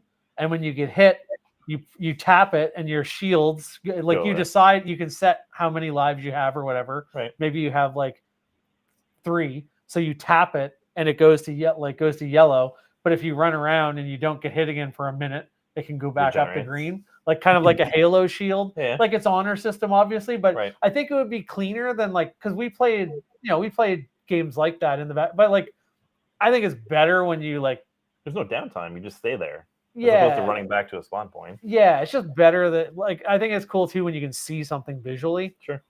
Not that people are cheating, but like when you are playing, you can lose track. Like it's not like that's impossible to be like, oh, did I die once or twice this round? Or am I thinking of the previous round? Yep. I just think it might be fun to do. And like you could probably use something like that either as a personal shield or you could use it as a game objective. Like you could easily have a mode. I actually won a raffle for in like the charity drive that they did at the end of last year. I'm going to pick it up in Maryland. Oh yeah, that bucket, right? The game bucket. Oh, yeah. Nice. It was for like the it's like for a good cause and a pretty good price for like a widget like that. So like, but now I'm like, I could definitely make like a lot of work went into his. I wouldn't say like, I'll make that no problem. There's a lot of coding that has gone into all these game modes. All the different game modes. Yeah. But I could certainly make an easy module of like just like a capture point or like death clicks where you're just like counting how many deaths, because like I'll get kids to like throw a dart in a bucket to respawn, which that works well too, but it'd be nice to have something that just then I have to go and I have to count it and all that, and like some kids like throw or miss the bucket, like I don't know, I think it might be kind of neat. And I also really want to do a project for summer. I want to mount probably the X-Shot chain blaster because it's smaller. I want to mount one on my Jeep that I can control it from the inside. That's like my YouTube project I'd like to do. Like clip it. I think I can clip it to my vents without doing any damage on the hood. Yeah. Or I'll clip it to the sides, and then I want to have a little module on the dash, which like I just use like a infrared thing. I can just like press a big red button and have it like or I can turn it like. All I need is left and right, maybe like 120 degrees and fire. Right. Like you're going to get that stepper motor knowledge in a little bit, so you'll be good there. So definitely just something for the YouTube. I have been, I like how I asked a question and I have the longest answer. I'd be a terrible news anchor. What's your answer? Your answer? Okay. Now let's get to it. But I've been seeing so much stuff. If I can get my garage in order, I keep thinking, I saw this video of this guy who like made his own go-kart out of like 3D printed pieces of Lego. And he made like this little electric and go-kart. motorcycle too, I think, as well. Yeah. And like the more I look at that and think about like, like that it's just like using like the things you've learned smaller and scaling it up. Yeah. Part of me is like, it'd be fun to build some sort of like actual motorized thing. Even that like someone could like move around on. It'd be a tall order for me to move around on it, but even if a kid like basically I want to build like a Power Wheels thing. I think that something like that would be kind of fun to do and like deck it out with some Nerf stuff. But, and we got to build our 1960s technology blaster. Right. I will be forming a group chat. We will be and we'll be figuring that out. I think that would be really cool. Maybe even some tubes or whatever, some tube things and everything. Oh yeah, Fallout technology. Get those. Isn't that like the theme of Fallout? Is like they were more technologically advanced, but they didn't come up with like microcontrollers or something. There's some like lore, like they didn't come up with microchips. Yeah. So like they have higher technology than we have in some areas, but like. That's why it looks the way it does. Right. There's some sort of kind of fun lore to it. That's neat. Yeah, that would be cool to design something with some older tech. All right. Well, thank you everyone who came by, came by again. If you stuck here through the whole thing, my goodness, thank you even more. Yes, But thank you're you. all very valued value to us. Adam, thanks so much for taking the time for Thank doing you this so much, guys. for doing this big face reveal. Very Yeah. exciting for everyone. Congratulations, Matt, again. Yeah. Thank you. Absolutely. You're gonna need the Nerf dog and pups shirt. You're gonna need like a little update to the Nerf dog and pup. I'm sure Fomando can build me something I can wear him on. Oh yeah. It's like Nerf dog and litter. Oh, I don't know. We'll figure something out. Nice. Awesome. Well, hopefully all goes well, Adam, and I see you in See you in a couple weeks. not too long from now. And for everyone else, I'll probably see actually in this chat. I'll see a bunch of you soon, and that'll be really, really cool. And we'll get together in person, and I'll talk at you for 2 hours. Yes, exactly. And it'll be Can't great. wait. All right. Thanks, everyone. I'm going See to ya. end the stream, I think. Good night, everybody. See ya. Good night. Yes, I want to end the